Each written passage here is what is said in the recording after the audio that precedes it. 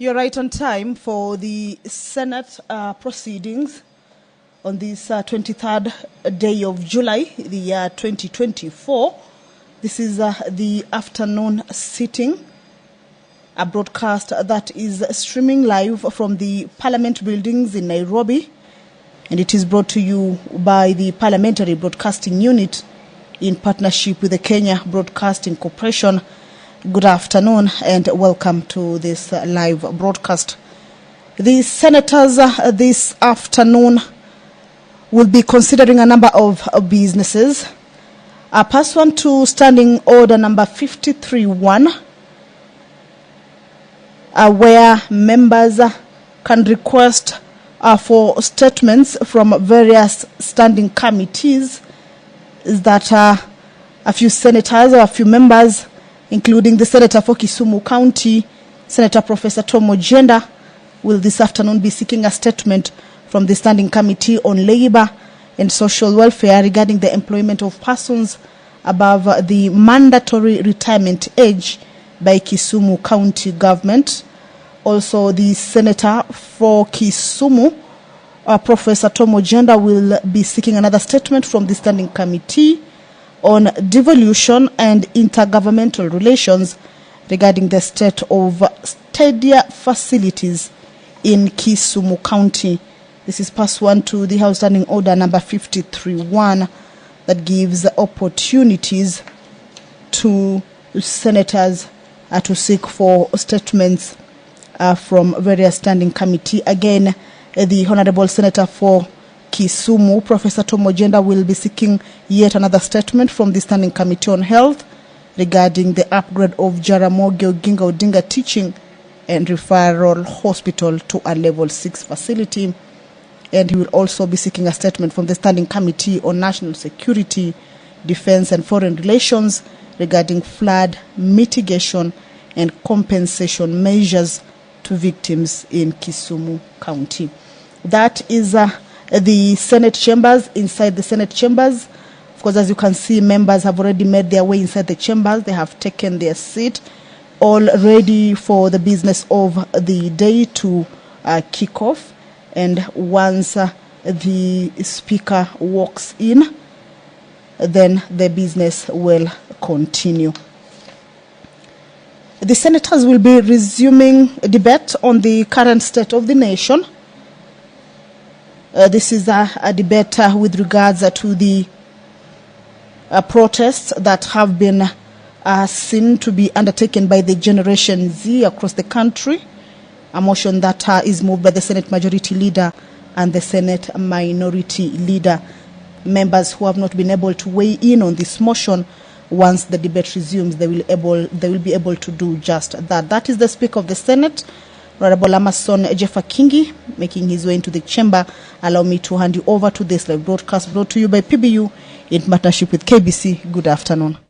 Mwenyezi Mungu, tukusihi ututazame kwa neema nyingi na baraka sisi watumishi wako ambao umeridhika kutuita kwa nyadhifa za uongozi katika jamhuri hii yetu.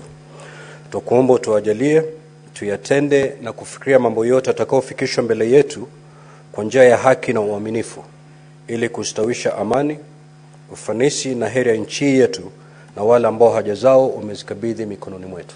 Amen.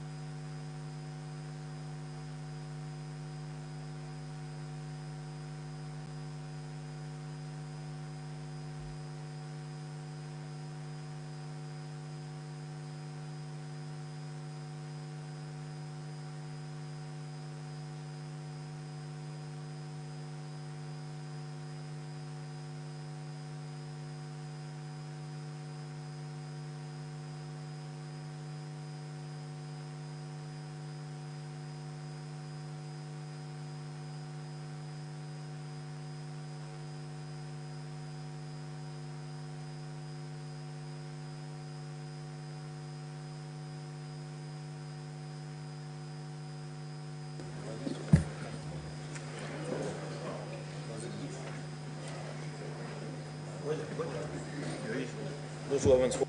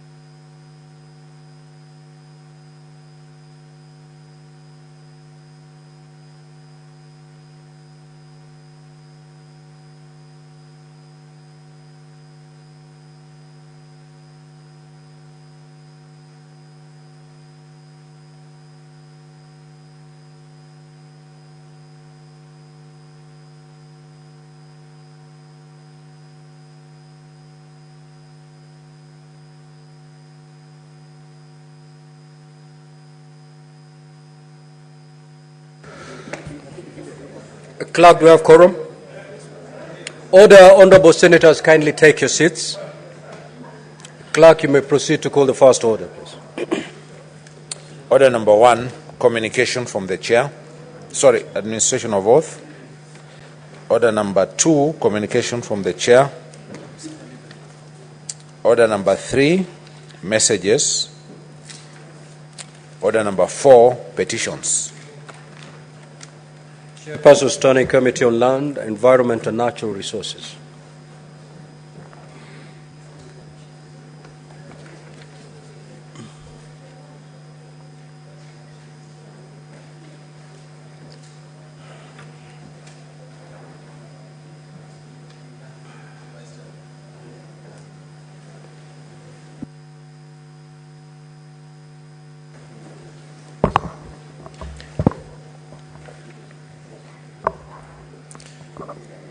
Mr. Speaker, sir,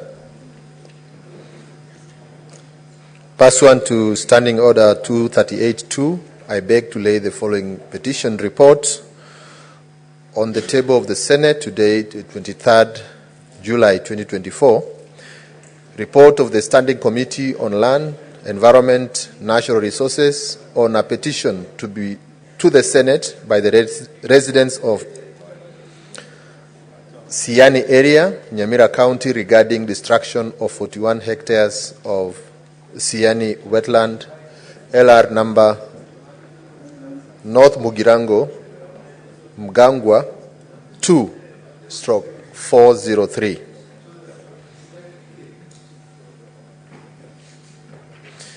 Mr. Speaker, sir, I beg to lay. Next order, clerk.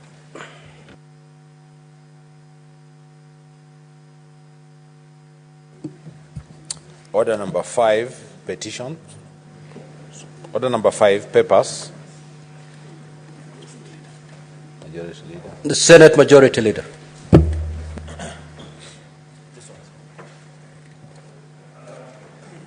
Speaker, sir, I beg to lay the following papers on the table of the Senate today, Tuesday the 23rd of July 2024. This is a Kenya National Commission on Human Rights Annual Report for 2022-2023. Mr. Speaker, I beg to lay. Next order.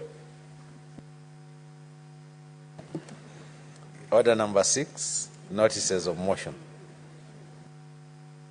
The Chairperson, Standing Committee on Land, Environment and Natural Resources.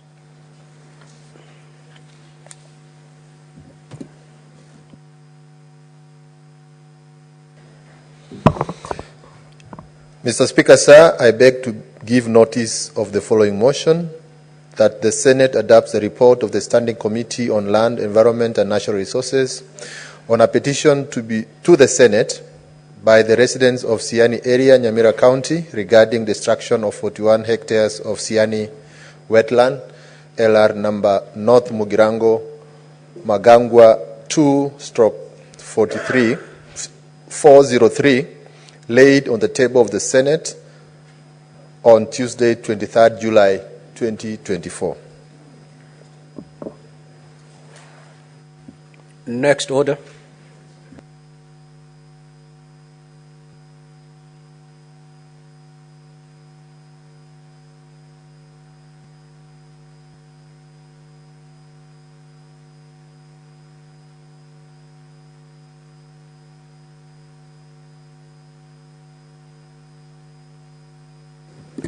Now, the Honorable Senator for Kisumu County, Senator Tomo Jenda, had requested formally that his statements be deferred to tomorrow. So we'll move to order number 8.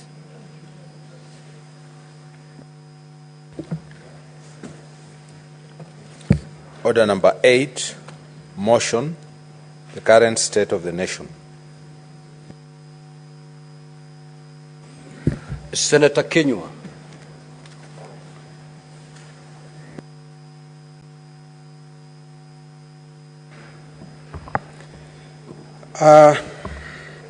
Mr. Speaker, sir, I beg to move that the motion be amended by deleting paragraph 1 and 2 and substituting, therefore, the following.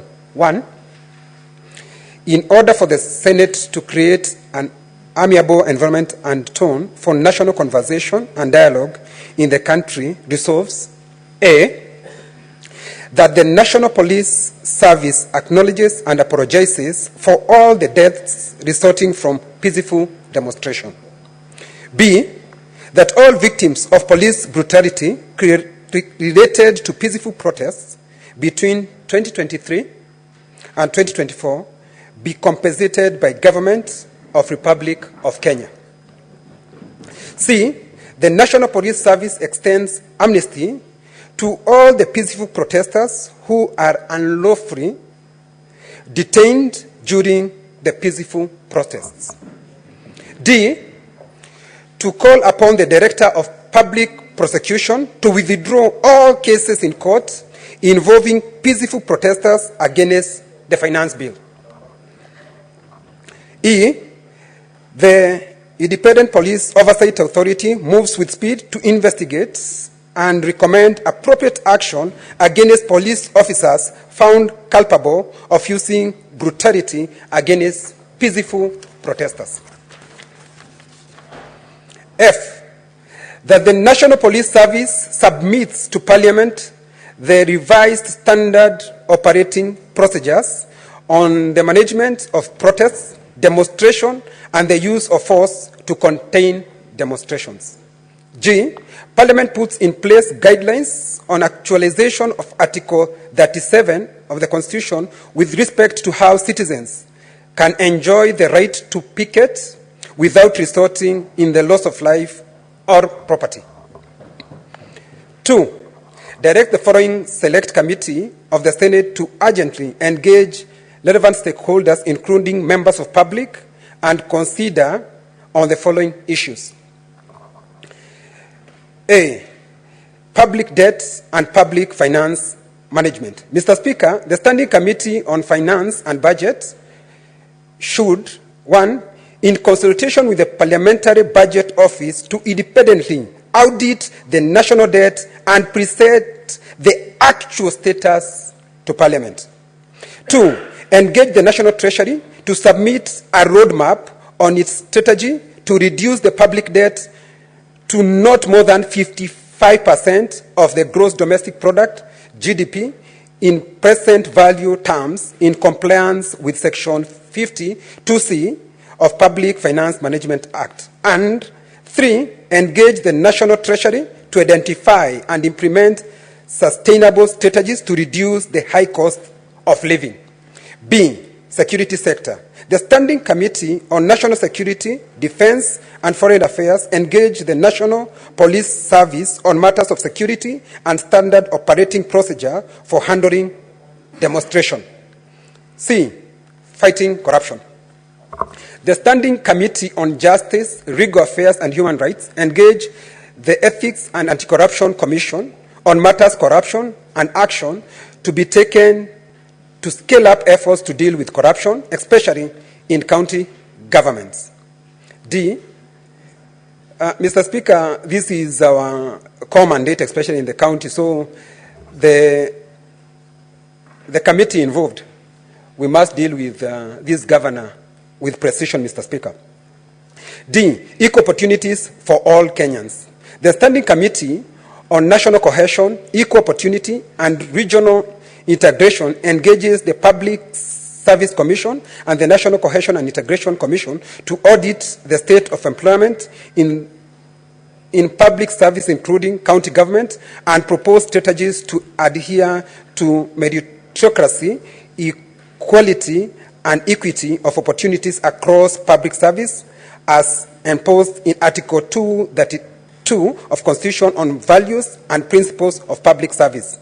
Effective public participation and stakeholder engagement. The Standing Committee on Justice, Legal Affairs and Human Rights, 1, put in place mechanism to ensure that broader concerns for citizens, especially the youth, are received, considered, and taken into consideration in making decisions on public affairs. And 2, put in place mechanism that integrate new media as a medium for public participation in legislative process.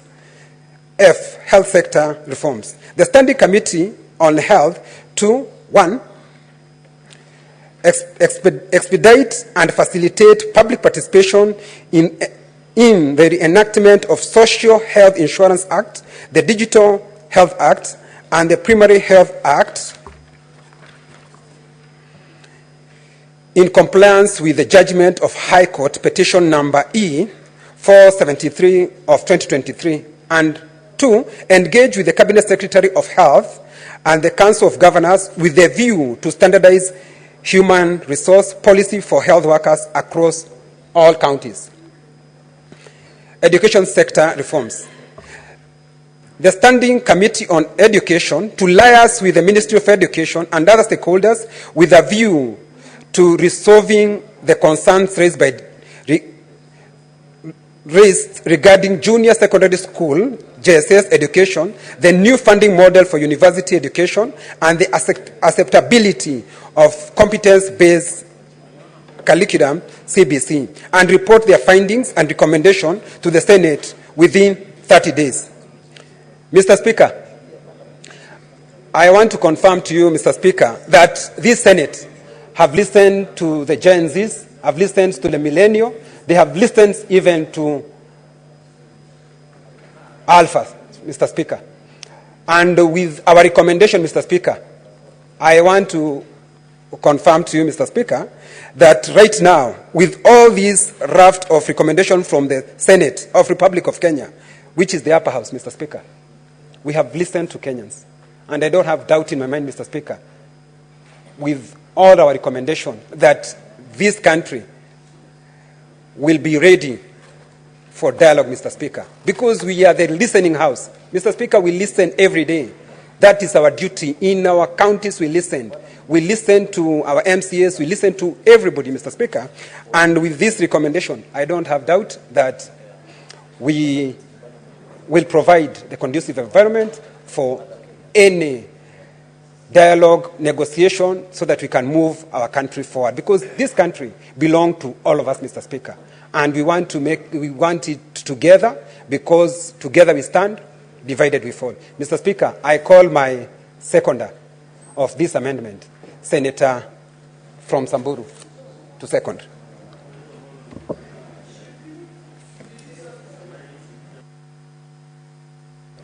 Proceed, Senator Lelegwe.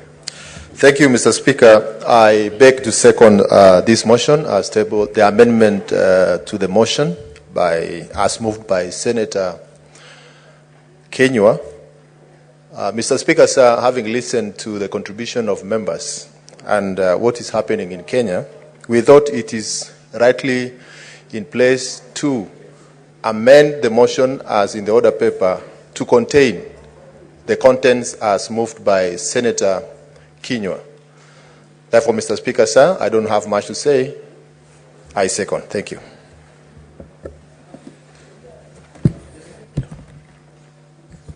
Take your seat, Senator Murango. Honorable Senators, I'll now proceed to propose the question that the motion be amended by deleting paragraphs 1 and 2 and substituting therefore the following. In order for the Senate to create an amiable environment and tone for the national conversation and dialogue in the country, resolves A, that the National Police Service acknowledges and apologizes for all the deaths resulting from peaceful demonstrations.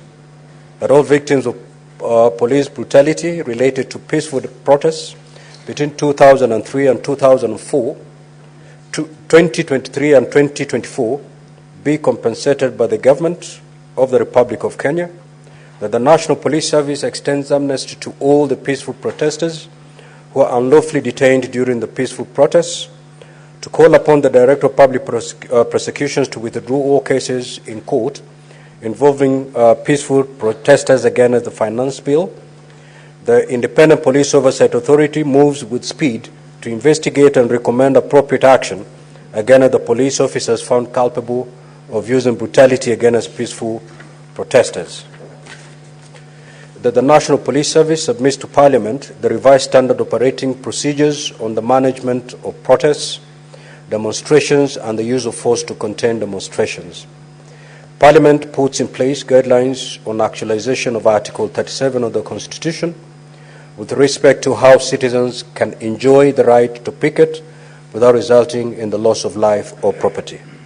2, direct the following select committees of the Senate to urgently engage relevant stakeholders, including members of the public, and consider on the following issues: public debt and public finance management. The Standing Committee on Finance and Budget, in consultation with the Parliamentary Budget Office, to independently audit the national debt and present the actual status to Parliament.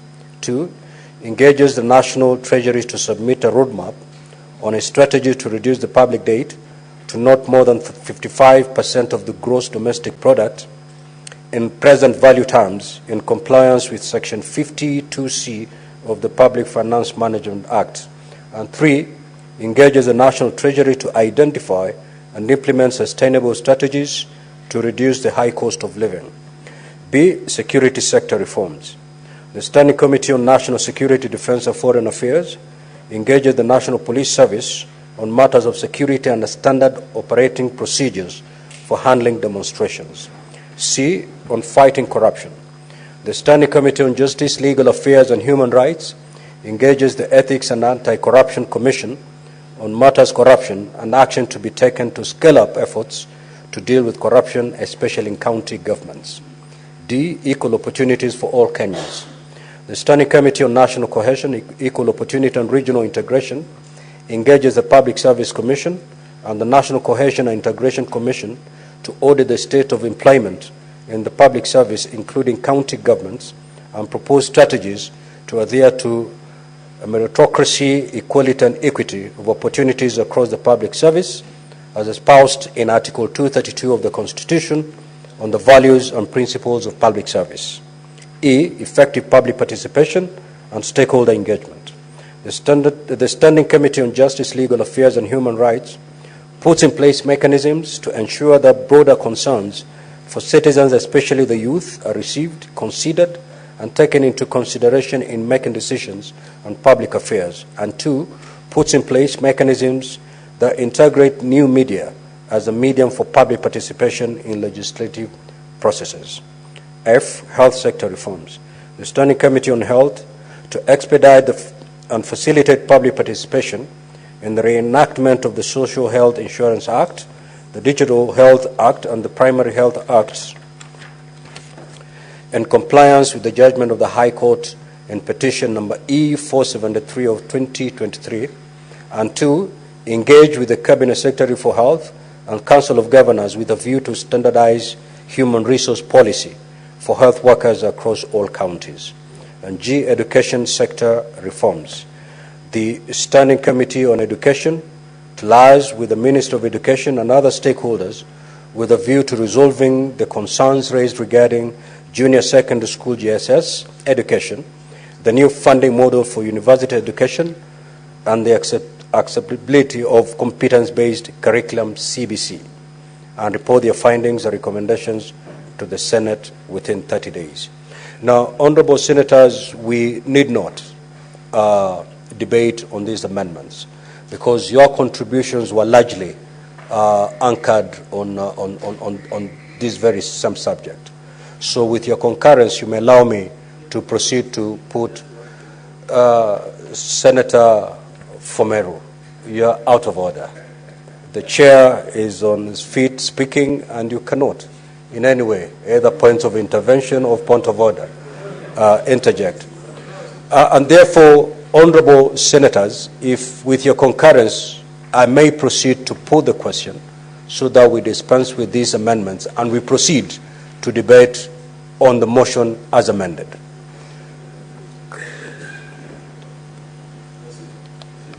Do I have your concurrence, or you want to debate on the amendments?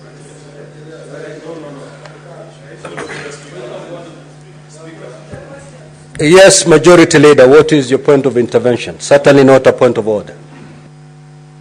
Guidance. I don't think you need our position, our, what is it called? Our concurrence to put the question or to propose the motion, Mr. Speaker. That's your prerogative.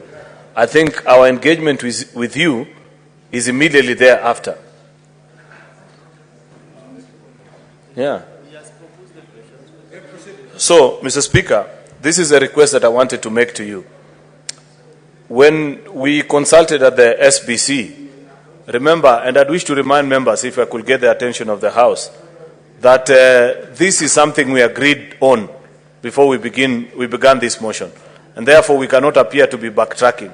We agreed, Mr. Speaker, that because it was not possible for all of us to sit down and craft the resolutions or the thoughts that were in the minds of people before the motion is tabled, we will have members of the technical team, our staffers, to sit down and wrap up all the thoughts of members as they contributed to this motion into actionable points. That is what has been done. And we agreed that towards the end of the motion, we will provide the opportunity for one of us, amongst the last people who haven't spoken to the motion, to move the motion in an amended form. Procedurally, people will be allowed to speak to it because that's our procedure. But remember, we had an agreement. I don't know why people will want again to speak to the same points that they had raised earlier, which is what has informed. To the best of my knowledge, and that's the position that we took and proposed to the House, even today at SBC, Mr. Speaker, is that once the amended motion is placed, if there will be any senators who haven't spoken to this motion in general, then they be allowed. But if there is none in the House, as I can see, there's a list of about 6 or 7 senators only who haven't spoken to the motion since we began this particular exercise, Mr. Speaker, then we proceed to call on the mover to reply and conclude on this business. Otherwise, it will look ridiculous on us, Mr. Speaker, that 2 weeks we have been speaking to the same thing and we want to begin repeating ourselves again. So I want to beg the indulgence of the House because we agreed on that before we began this motion. Honorable Senators, yes, before I give guidance, Senator Enoch.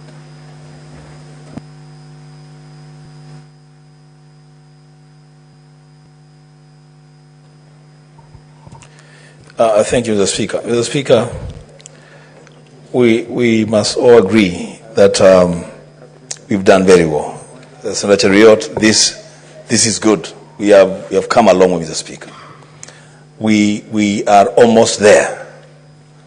I want to plead with the majority leader to revise his position. Senator Chute, Mr. Speaker, I'm trying to address the majority leader to make a very important decision on a matter that affects our country.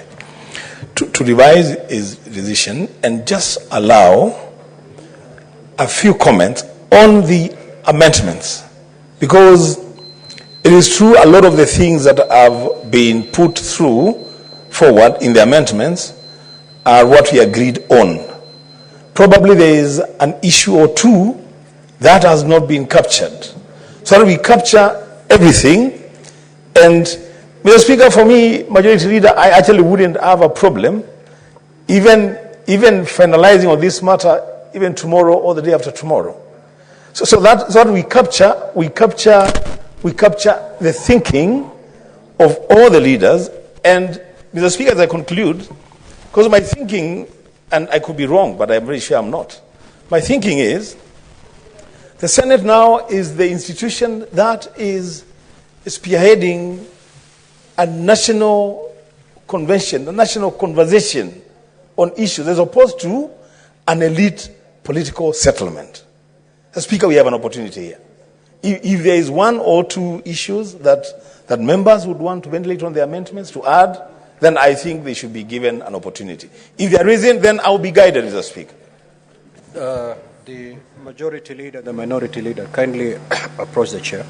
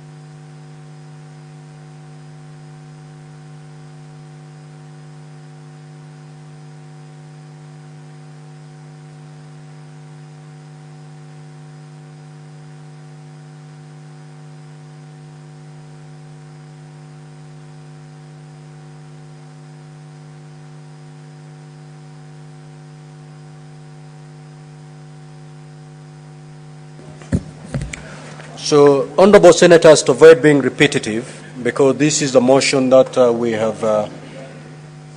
we have contributed for more than 2 weeks, and to avoid being repetitive, I'm going to limit the number of speakers who are going to contribute to these amendments. We are going to take 3 from the minority side and 3 from the majority side, starting with Senator Fomeru.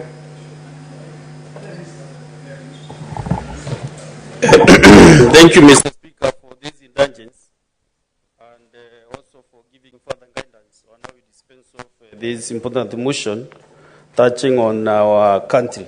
Mr. Speaker, personally, I have no problem with all the recommendations. I support them 100%.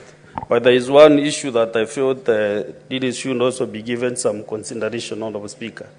Honourable Speaker, I can see there is further recommendations trying to seek amnesty and to bring the country together because there are people who have lost their lives, property lost, and all these things. So, Mr. Speaker, as we consider giving amnesty to the demonstrators, there are so many other Kenyans who have lost their property.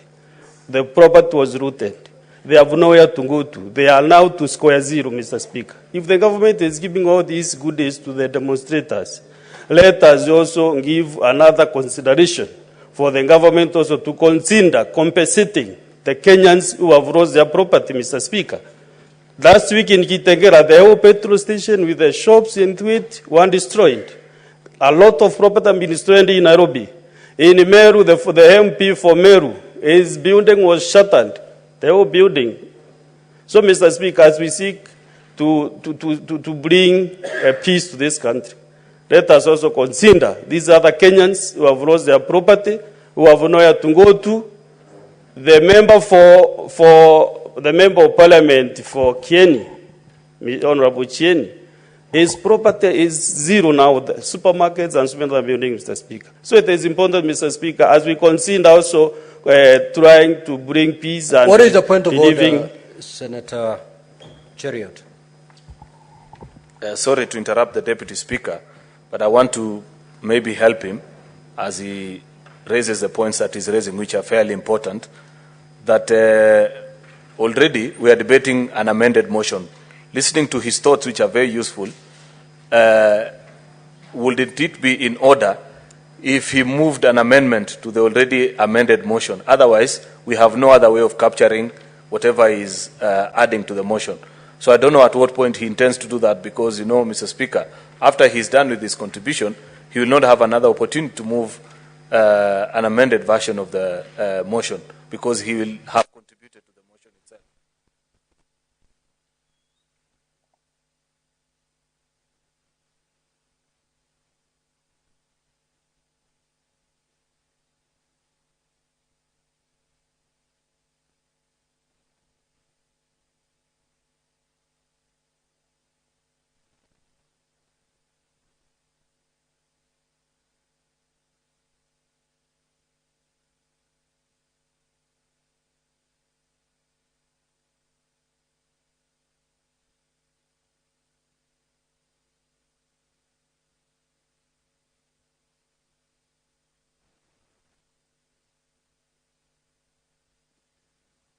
Senator Fomero, reading from your contribution, you want to make further amendments to the proposed amendments. No. You need to move your amendments. You propose, and then it's seconded. Yeah. Give me a minute. Procedurally, you know, I was making a comment of the guidance 3.3, so that if my comment is on the water, then I can be around to do that amendment, Mr. Speaker. You will not have another opportunity to do that. So you conclude by proposing the amendments. Mr. Speaker, you know I cannot draft amendment when I'm on the floor. So it's only like after my suggestion, then I can be around through this office in front of me to draft an amendment so that we can have the further amendment to the recommendation, Mr. Speaker. Even before the 3.3 could finish speaking to this matter, I'll be able now to do the amendment. And also, Mr. Speaker, you know the reason why I wanted first to move my thought on this matter is because this has been a bipartisan issue discussed between the two of us. So after giving my thoughts is when now the two sides could agree whether my points are holding water, so that now we can do further amendment, Mr. Speaker. But when I'm starting it is not possible to make an amendment before it is agreed that it is important to have this amendment to Mr. Speaker. If you give me some more time, then I will stand down and then ask this to ask now to give the amendment, Mr. Speaker. Very well. So can you synthesize your proposed amendments? Okay, thank you. Senator Okongo Mogeni.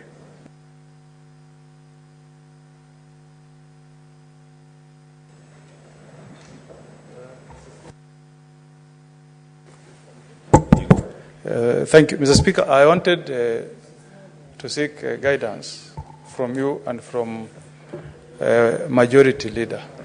We started this process together, and we were doing this process to carry Kenyans with us. And we are doing this as Kenyans and in the best interest of Kenyans. Now, all the views that were collated by members of our secretariat, and I want to also appreciate the work that has been done so far. I wanted to plead that through our leadership, I have spoken to the minority. I hope we can reach out to the majority. Mr. Speaker, you allow us, some of us who have one or two issues that we wish to be incorporated, you allow us to get that opportunity.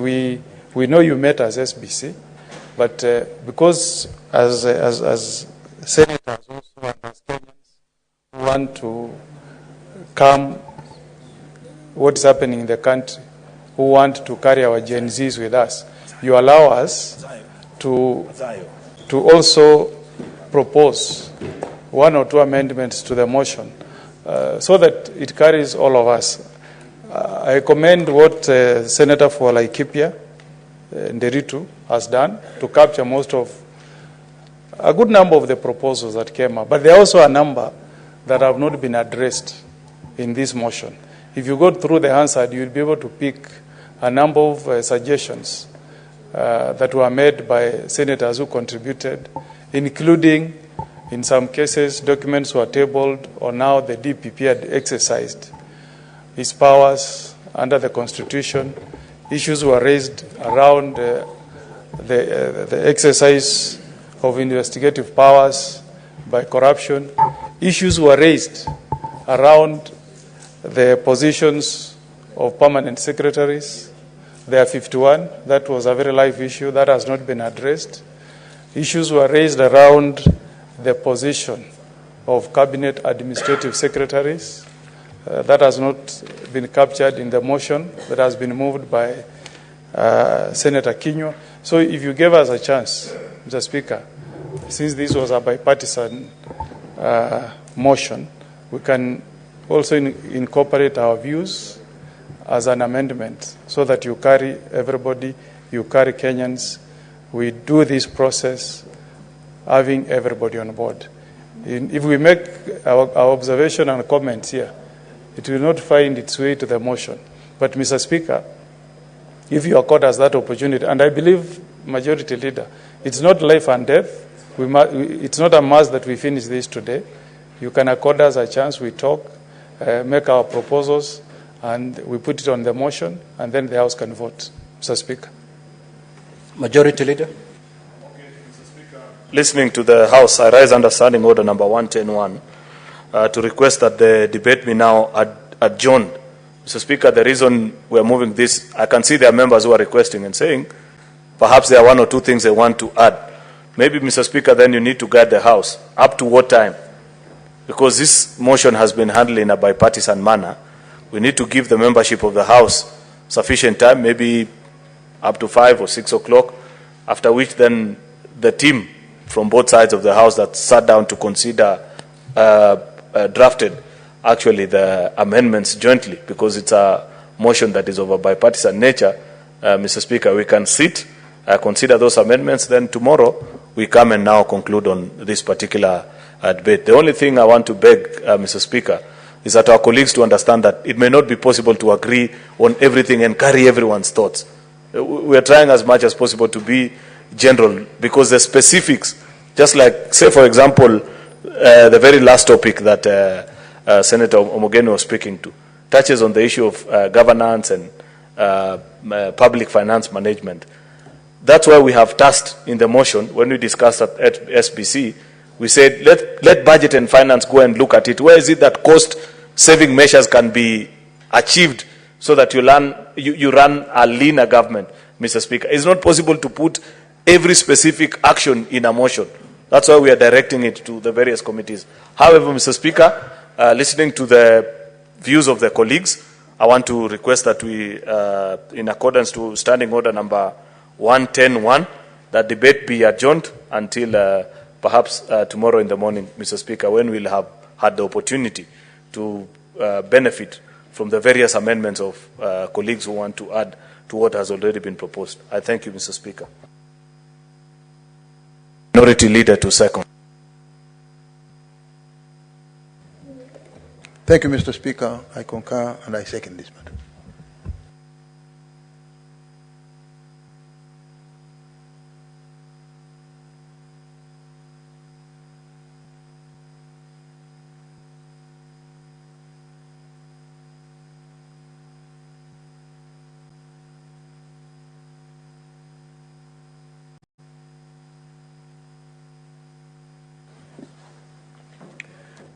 Senator Chute, you may take your seat, please.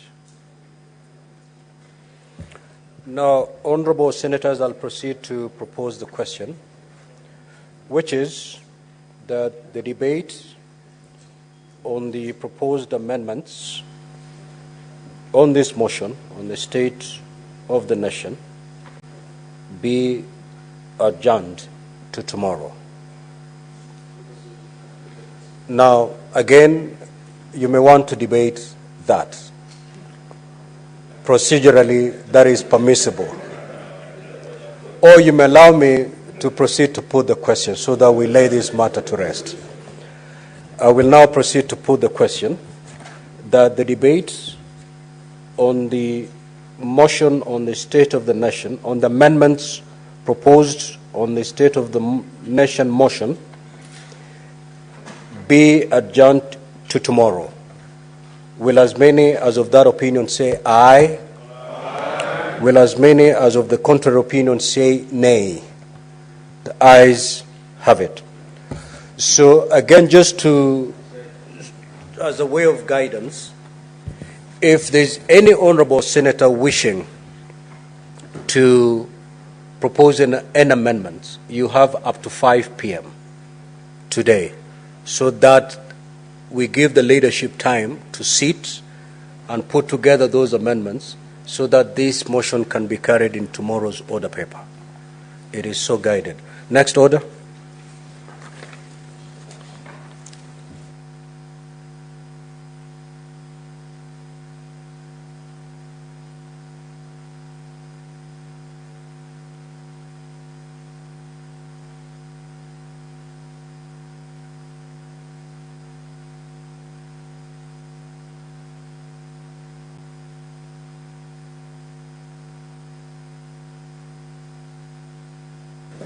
Now, honorable senators, we are going to defer the orders that are up for division and committee of the whole and move to order number 15. Clerk, proceed to call that order.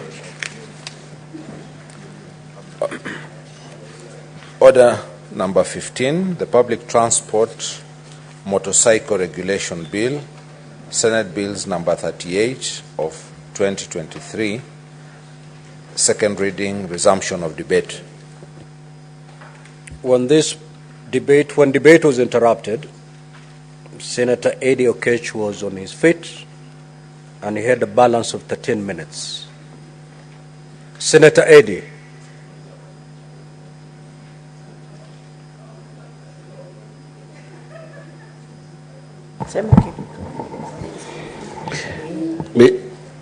Mr. Speaker, I think somebody was confusing Eddie Okech on this.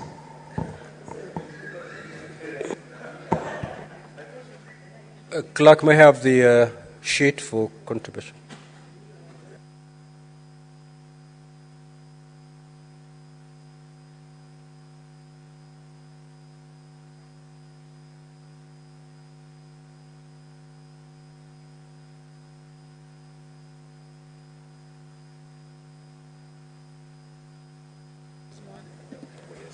Senator Eddie, there is absolutely no confusion.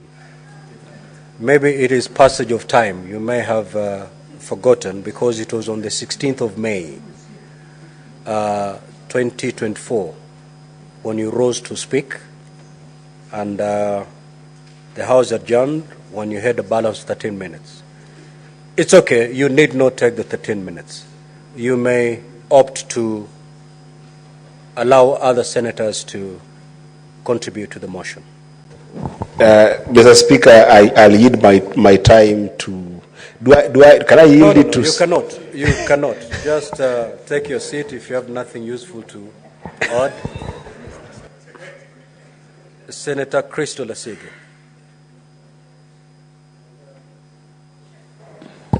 Chair, thank you very Speaker, thank you very much. I had called for the mic to speak on the previous motion.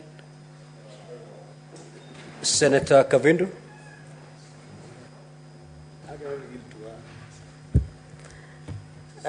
Thank you, Mr. Speaker. This is a very nice bill because an important one because, Mr. Speaker, many times we see the motorbike people carrying up to 4 passengers, which is very dangerous for them. And, Mr. Speaker, if this will be regulated, it will be very good because, like when we went to Rwanda, Mr. Speaker, I saw the motorcycle riders there with their helmets and carrying only 1 passenger. And that 1 passenger also has an helmet, and that is the law, and they keep to it completely. So if this can be regulated, Mr. Speaker, it will be very good. And also, if they can also keep to their sides of the road, because many of the times when we are riding on the roads, we find so many of them and even most of them are knocked down because they pass in between cars, and it's like they don't really care how they are riding. And Mr. Speaker, also it will be for their own good and for their own safety. If you move to many hospitals, Mr. Speaker, you will find so many of them with fractures, legs and hands, and heads which are terribly hurt, and majority of them have died. Mr. Speaker, I think this bill will really help to regulate. Thank you, Mr. Speaker. Senator Wamatinga.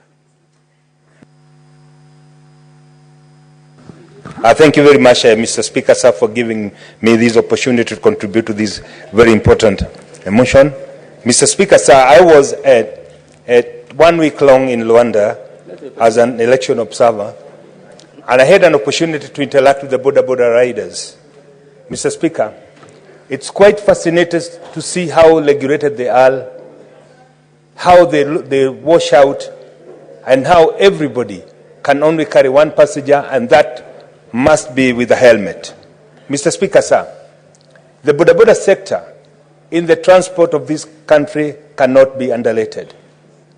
We know that there are some places where we do not have road network, where the accessibility can only be done through motorcycles.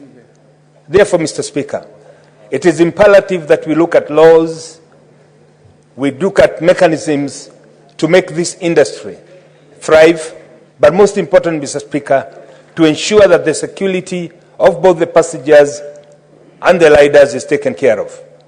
Mr. Speaker, sir, gone are days when we used to have our youth go to school and get good jobs. Transport is a way that has created very many employment opportunities for a young generation. As a result, it is called upon us, Mr. Speaker, we as legislators, to ensure that we also put laws in place, mechanisms in place that ensure that once they get into the industry, they have an opportunity to grow. Once they get into the industry, they have an opportunity, if they happen to get an accident, to access not only good medical facilities, but to ensure that they are not maimed for life. Mr. Speaker, this cannot be done without us having to put in place good laws, but most importantly, also good civic education, so that our riders and their passengers will be safe. In other countries, Mr. Speaker, and most of the Western countries, we know public transport is managed by the government and by the local governments. In this country, Mr. Speaker, the transportation sector has been solely left in the hands of the private sector. We have been a bit slow and dragging our legs in formulating laws that will regulate. And therefore, Mr. Speaker, it is important today that we start looking at these issues and addressing the possible loopholes and gaps that have been left. And one of them, Mr. Speaker, is to come up with a good law that will ensure that our insurances, Mr. Speaker, they'll take care of the victims who happen to get accidents. Mr. Speaker, sir, if you happen to go to any public hospital, you will find there is a ward dedicated to these people who have sustained fractures because of sustaining injuries. Unlike a motor vehicle, Mr. Speaker, where somebody has a safety belt, in motorcycle you have no opportunity to put on a safety belt, therefore the exposure is high. We must therefore look at our insurance policies so that anybody who is involved in a border accident does not only get treatment, but they get accessible and affordable means of getting treated. As I sit down, Mr. Speaker, I would also want to urge my colleagues that we must also take our responsibility by conducting civic education so that the border riders in Kenya can emulate the border riders in Luanda, who only carry one passenger, and that is with a helmet and a reflective jacket. If we do that, Mr. Speaker, we will go a long way to ensuring that we minimize the number of accidents. Moreover, Mr. Speaker, we know that most of these riders, they come from school, they are trained for 2 days to ride, and then they take on carrying passengers.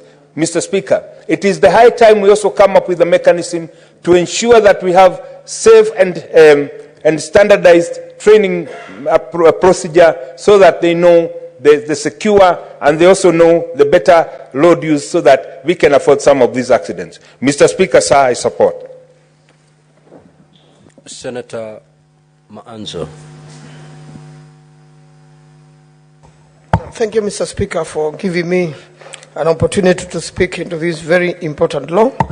Mr. Speaker, the Traffic Act has not been sufficient, bearing in mind that it's a very old act from the colonial days.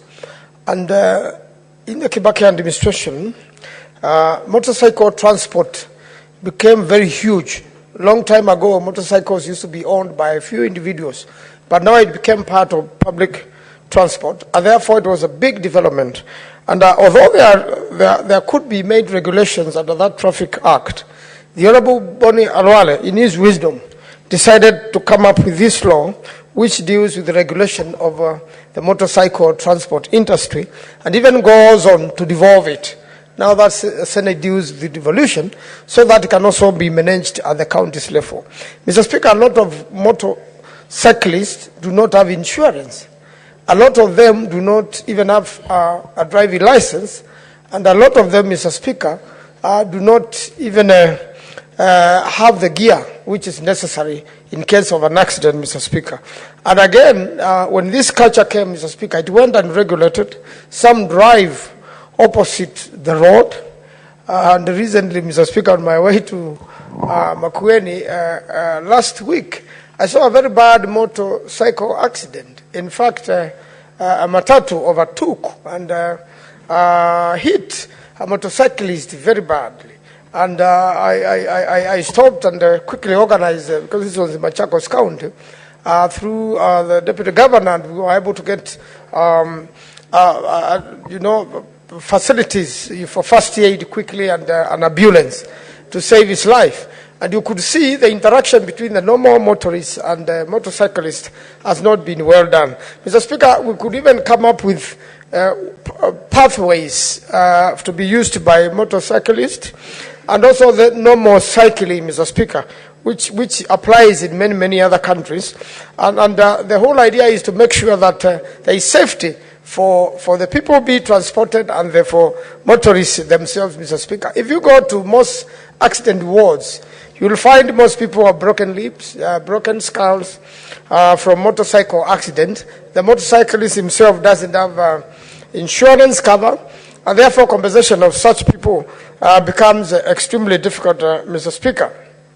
Then it goes on, Mr. Speaker, to come up with these particular regulations, comes up with a board which will manage and time to time follow up the activities of motorcycling, Mr. Speaker. It has also become a very big industry in Kenya. People are doing assembling, manufacturing, and in that scenario, I've engaged a lot of young people into employment, either the cyclists themselves.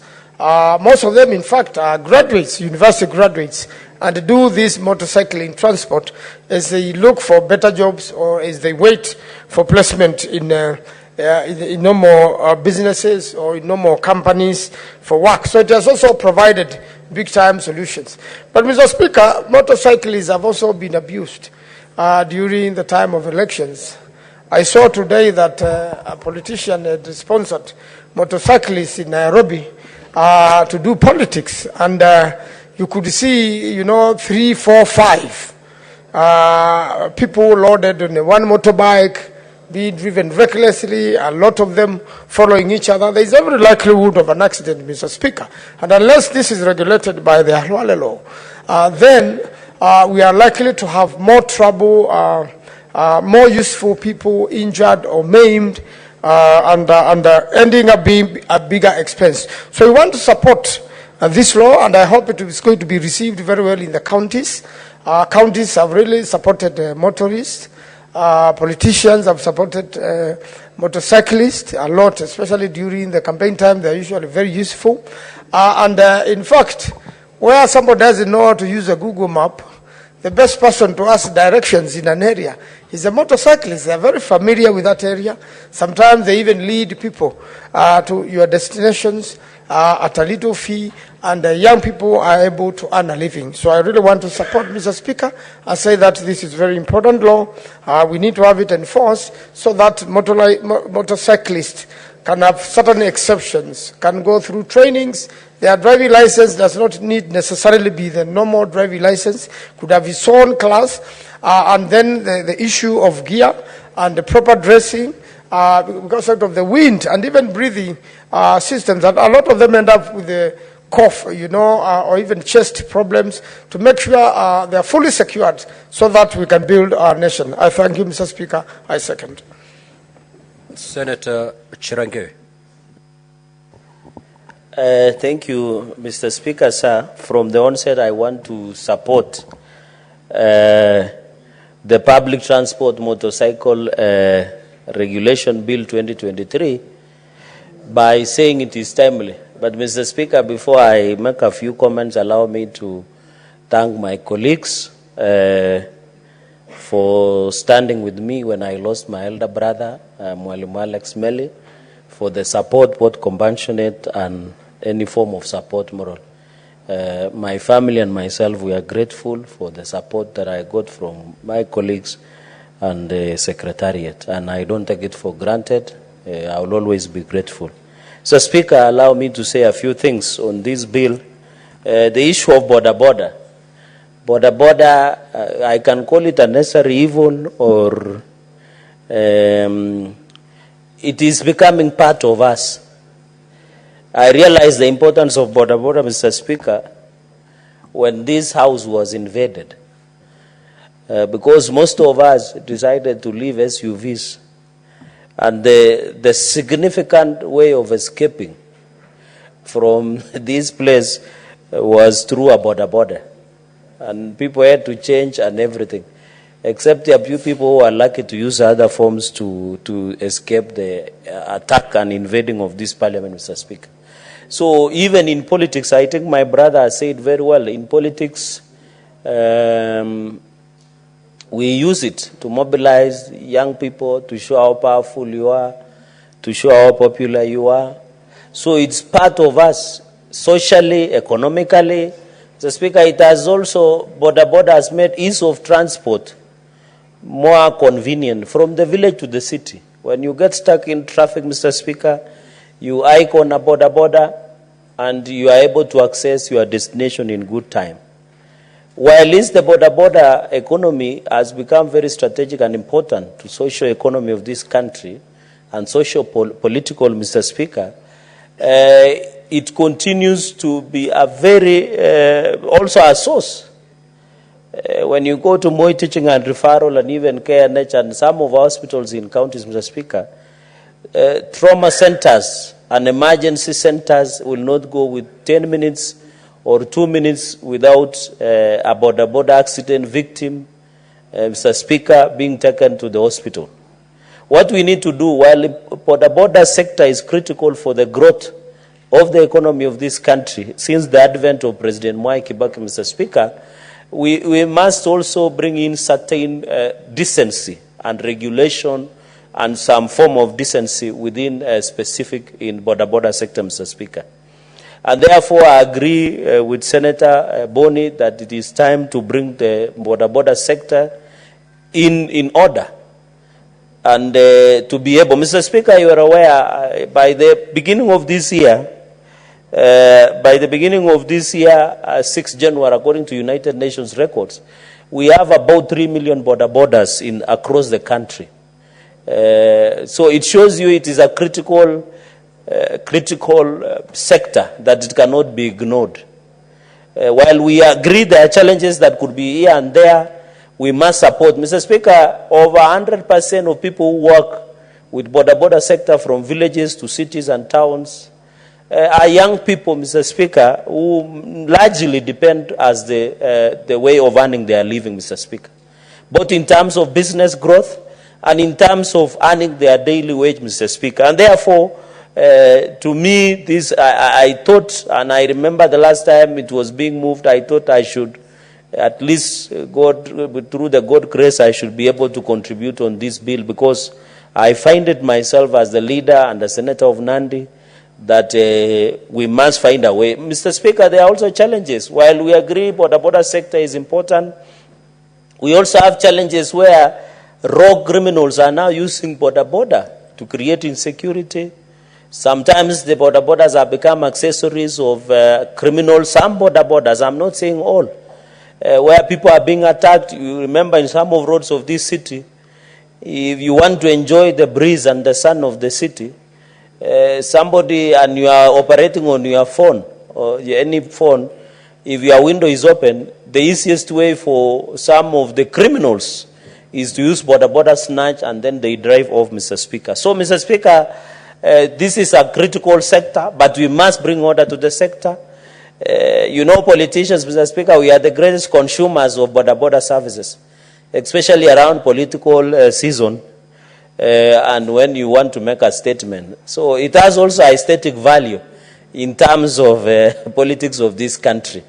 Mr. Speaker, the only issue I would want to propose is that I saw in clause number 12 that the rider of a two-wheel motorcycle, we need to encourage, I don't know the place of tuk-tuk. I don't know, the mover and the owner of the bill should see where to put tuk-tuk because it is three-legged and it is common in Mombasa. I just saw Senator Faki here. It is common in Mombasa, so how can we put together? So, Speaker, even the cart pushing, the one mkokoteni, it has two wheels. So I don't know, you need to be very precise, Senator Boni, in terms of, because I can be pushing mkokoteni, and you might demand, the police can stop me and say, where is your license of pushing this mkokoteni or cart pusher in terms of going? So I think, Mr. Speaker, we must, and then the tuk-tuk place somewhere, the tuk-tuk, so that, you know, most of short distances. This also a very critical sector, especially in places like Mombasa. And my sister, Senator Miraj, will tell you it's very critical in terms of moving in the economy of that city, Mr. Speaker. Mr. Speaker, another issue that I wanted to say is that I agree, just like Matatu sector, Mr. Speaker, let us use SACCOs for enforcement of strict within the traffic department. Because if you are operating a border in CBD and we notice the number of that border being involved in criminal element, we can track the SAC or the cooperative society. Mr. Speaker, those two things will happen. One, it will allow us to enforce decency and order within the sector. Number two, Mr. Speaker, it will also give us a chance to allow this cooperative society to build themselves to become economic powerhouse.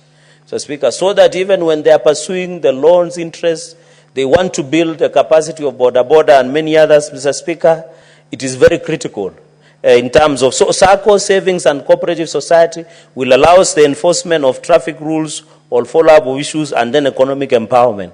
Mr. Speaker, I don't know, since Kakamega is my neighborhood, before border came in, there was other border of using the bicycle.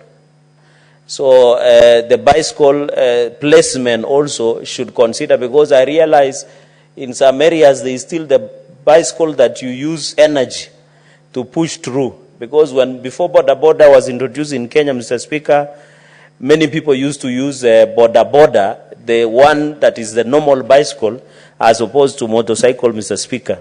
Mr. Speaker, another issue that I wanted to mention in terms is the training of border. I agree that we need to train border, Mr. Speaker, to allow them to ensure that when we train them, Mr. Speaker, we ensure that they are compliant with the traffic rules. Because the sad reality, Mr. Speaker, especially in the village where some of us come from, apart from few who come from cities, Mr. Speaker, is you find somebody training in the morning to drive a border. By lunch, by 11 a.m., he's driving around. By 1 p.m., he's carrying passengers. And that is when we had most of the accidents. So the issue of licensing, I think the NTSA and other agencies within the transport sector should look at access. I don't know whether we'll use the normal BCE classes, the normal driving license that we have. I don't know whether we should issue, or when we introduce another class within the driving license, Mr. Speaker, to allow ease access of driving license for many young people. And I think CDF can play a critical role. I normally see members of National Assembly mobilizing border. Training, they should also train them to acquire driving license to ensure we are more safe when we are using border, Mr. Speaker, in terms of going into the future. The fourth point, Mr. Speaker, that I wanted to make is on the issue of employment contracts. I think what we can say it should be compliant with the labor relations or labor laws, Mr. Speaker, to ensure that the employment contracts, because I know people who use startups business, and we had startup bill, Mr. Speaker, we were able to, in the startups of businesses, we are able, there are many people in the village who start a small business, they buy a motorbike and then they hire a young man or a young lady within that region, and Mr. Speaker, they are able to be hired. I think what we can agree, Mr. Speaker, is let us, I've seen in clause number 14, where Senator Kalwala has indicated, is we can just say mutatis mutandis in terms of the Labor Relations Act and other employment should be used so that we ensure, Mr. Speaker. And then also to prevent, sometimes you beat border riders who are below 18. Driving borders in our centers, we should also be able to agree. And in fact, in training, Mr. Speaker, we also agree. In clause number 18, the County Transport and Safety Board, Mr. Speaker, one of the most harassed border, especially in Kapsabet, Nandi Hills, Mosoriot, Kabiet, the complaints I normally get is from the traffic police officers. The most harassed is the border. I don't know why, I've never understood. There is nowhere when you go in this region, the traffic police or the police are in good terms with the border sector. But I think with the County Transport and Safety Board, we should involve and ensure they are being trained, civic education is being carried so that they are not being also exploited. But also, as the border sector demands that they should be respected and not harassed by the police, we also, Mr. Speaker, they must also be compliant in terms of driving license, as my brother has indicated here, in terms of compliance, Mr. Speaker. Sometimes you drive, most of us are drivers, and sometimes you drive at middle of the night, and before you know it, you brake, you just notice there is a motorcycle ahead of you. And it does not have reflection, they don't have a reflector jackets, there is no helmet, there is no reflector lights or the parking lights, they don't have headlights, Mr. Speaker, and that's what has caused accidents in our roads. And you know, sometimes it's out of ignorance, because, and I know maybe Nairobi does not have such, but when you go to where we come from, you just encounter border on the middle of the road, and fatalities might occur, Mr. Speaker. So this county transport and safety is that the compliance of border is before they must be approved to use the road. For example, they should have proper working headlights, indicators, ensure the engine is functioning, the tires are well maintained, Mr. Speaker, they have reflector jackets, and I'm happy the law has specified that you must have 2 helmets and must have 2 reflector jackets. When you go to Rwanda, Mr. Speaker, you will notice those things have been compliant. I have never known in this country, Mr. Speaker, whether we go for quality or quantity. Because the border rider, Mr. Speaker, I don't know whether when you carry more passengers, is it better than complying with the 2 or you earn more? Because I don't know, is it quantity or quality? Because you get, especially the people taking children to school, you get they are carrying almost 6 children using 1 border, Mr. Speaker. Yet the law is very clear that apart from the rider, you have 2 elements, 1 for the rider, 1 for the passenger, 1 reflector for the rider, and 1 for the passenger you are carrying. I can bet on you, if we were to go to the entire country, you will get very few borders who wear reflective jackets that are reflective, Mr. Speaker, and mostly when you see them wearing, you are likely to encounter, when you are in Luanda, to encounter they are wearing reflector jacket that bears the image of Senator Otsotsi. So, Mr. Speaker, we must agree, how do we ensure that we implement this issue of reflector and the county transport, Mr. Speaker. On the issue of delivery motorcycles, I agree, Mr. Speaker, in clause number 19, is very critical, because now with the Uber Eats, there is now Uber riders, the people delivery parcels within the city, Mr. It is a critical sector. What I just wanted to emphasize, and I know all my colleagues agree with me, The delivery riders, Mr. Speaker, are very critical. If you want to send something to Mombasa Road or even to somewhere in Thika Road, the easiest and faster way to deliver your parcel, especially within a short distance, is through border. And I think, in addition, and I've noted when they are issuing special license, especially Uber Eats, Mr. Speaker, because they deliver food, they must be public health, and I've agreed there is special licenses that are being given so that when they deliver food to, especially, I remember a few weeks, Mr. Speaker, when you were in session, after some dysfunctionality of the House, Mr. Speaker, some of us used to order food through Uber Eats. And you can imagine, Mr. Speaker, that that if they are not complying in terms of public health, so we need also in these special licenses, we need to be precise. So it's because when you are, if about a rider delivers to you food, and that food end up disturbing your stomach or makes you unwell, who do you all liable? Is it vicarious liability? What do you do? So we must look at those special licenses, Mr. Speaker, and it is very critical when they are doing that, because they can deliver anywhere, Mr. Speaker, as I have indicated, going into the future.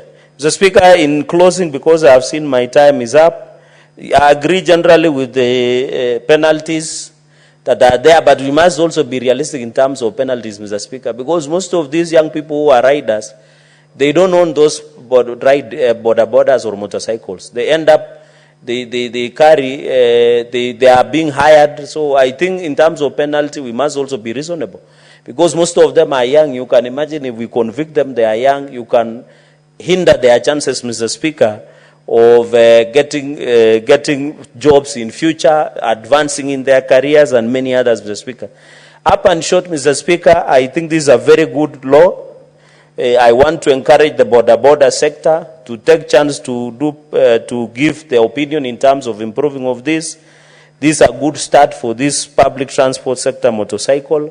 We need as a country to have a conversation around it, Mr. Speaker. As I said in the beginning of at the beginning of this year, we had about 3 million borders. So imagine if every border in Kenya generates an average of 1,000 or 500 shillings per day. That's billions and billions of shillings, Mr. Speaker. And therefore, we ask the border, as we push for their decency in terms of environment, they must also behave in terms of decency going into the future, avoid criminal aspects within the sector, so that we can ensure all of us, Mr. Speaker, have a public transport sector that goes into the future. And I hope the cabinet minister that will come in as the roads minister, Mr. Speaker, will ensure, Mr. Speaker, that the sector is well regulated. We don't want to see attention only to aviation sector and road sector. This also sector is very important, Mr. Speaker. And when a new minister will take over, and I want to believe the new one will be more listening and more sober, Mr. Speaker, is we want to see a more appropriate engagement with all sector players, regardless of who they are, Mr. Speaker, going into the future, Mr. Speaker. So with those very many remarks, Mr. Speaker, allow me to support this bill, and we will discuss about the the three-wheel about tuk-tuk, so that we can, and the issue of mkokoteni and the rest, Mr. Speaker.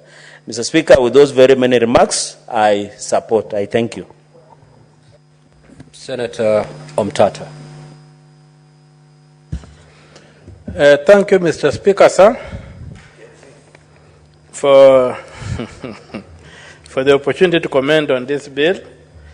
And I also express my condolences again to my brother, Senator. And I would like to begin by recognizing that Boda originated in Busia. So this is a very important motion for the people of Busia. And I would request that Senator Halwale finds a way of having the state erect a memorial to the unknown first border rider. And the monument should be established or erected in Busia. where Boda Boda came from. Number two, when you look at the industry, that a lot of people have gone into it, a lot of youngsters, and the main challenge for me is the training. Many Boda Boda riders don't have licenses. I don't know if it's got riding licenses or driving licenses, but they don't have them. And I think given the impact of the absence of licenses on public health through injury and deaths, I would request that maybe as a public health measure, the state steps forward to underwrite or to subsidize the training of motorcycle riders across the country, so that poverty cannot be an excuse for not having a driving license or a riding license. And it would be not a waste of public funds, because the recovery in terms of prevention of what otherwise then becomes medical care or burial expenses for those who fall victim to the accidents would be much, much less than the money that would be required to equip and train these people to be efficient riders on the road. The other thing that this country needs to do very seriously is we need to get to the point whereby we realize that it's not only people who drive motor vehicles who pay taxes. And therefore, there is no justification for building roads only for people who drive motor vehicles. We must build roads for pedestrians and cyclists. The idea that Boda Boda have to struggle and fight for space on roads used by four-wheeled vehicles is in itself not a good thing, and one of the reasons why many fatalities occur when you get motor vehicle versus motorcycle collisions. So I would urge that we need to come up with road designs and build roads for all taxpayers, those who cannot afford motor vehicles but walk on foot. You will see in Nairobi every morning when you go along Bagathi Way, and every evening, we have people who walk from Kibra, from Kawangware, going to industrial area. They don't have a place to walk. They have to keep on struggling on the edge of the road. Some get occasionally knocked down by motor vehicles. And this is something that needs to be addressed, that the road design must be inclusive. Our constitution, one of the national values of this country is inclusivity, under Article 10. Further, much as Boda Boda is important, we must wake up to the fact that Nairobi cannot continue being run by Boda Boda. Nairobi requires a proper public transport system. I've never gone to any country, any serious country where the capital city runs on Boda Boda like Nairobi. We need to get a proper public transport system in Nairobi. It's a strategic requirement. It cannot wait. Public transport is a key component of human resource. Our human resources need to be able to move freely and easily across. So we must not be waiting to modernize on motorcycles. Let it be a stopgap measure, but going forward, our cities must be weaned off the need to rely on motorcycles and the like. I've got a small problem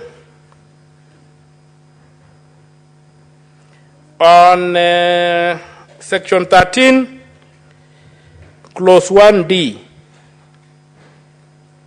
which says every passenger on a two-wheeled motorcycle shall sit astride in the seat fixed behind the rider's seat. That statement has got cultural implications. In some areas, our sisters may not be comfortable sitting astride the motorcycle. unless we are going to insist that they wear trousers. So we have to be sensitive to the dressing of women because they are women. we must be sensitive to that because it's a cultural issue that we cannot make a law that offends some cultures. Let us be sensible, and maybe we may find a better word for that. And even you can imagine, in almost all situations, I don't see a situation unless a lady is wearing a trouser, to force her to sit astride on a motorcycle might demand her to expose more flesh than she's comfortable doing. So let us look at that. And just like you have done at 13.2b, where it says persons with disabilities will be exempted from the requirement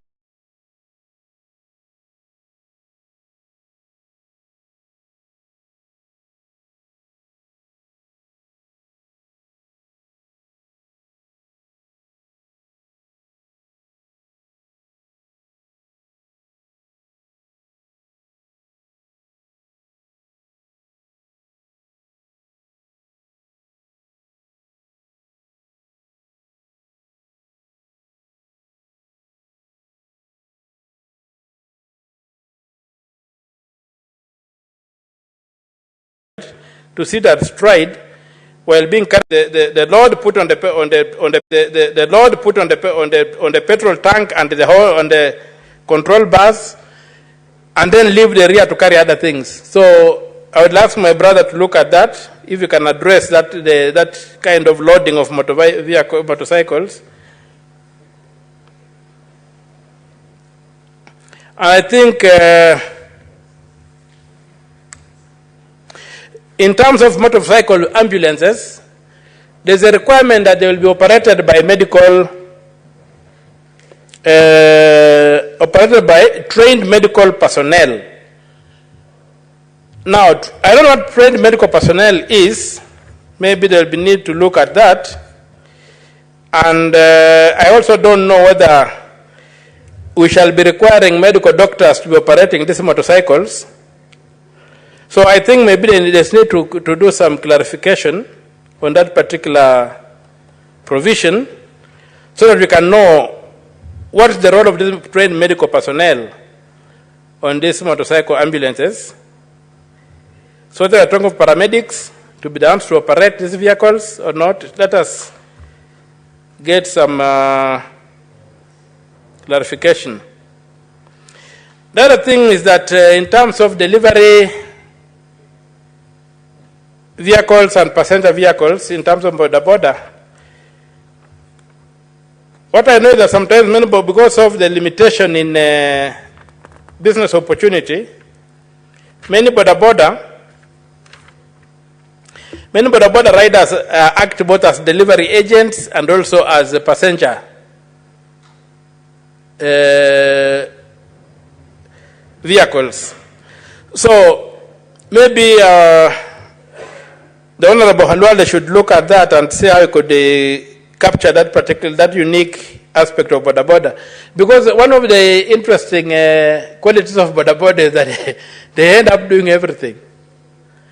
Some people even use them for plowing, these motorcycles. So I think it will need to be a bit of some creativity around that to be able to govern that. Otherwise, this is, to me, is an excellent bill whose time is long overdue, and which ought to have come with the lifting when Mr. Okemo was the Minister for Finance, and they lifted the tax on the motorcycles, which led to the motorcycles being affordable to ordinary people, and therefore the expansion of border and the winning out of bicycles. Maybe at that time they should have looked at this and made such a bill to be able to regulate this area. And it's a very, very important law whose time is long overdue, and I support it with amendments. Thank you, Mr. Speaker, sir. Senator Abbas.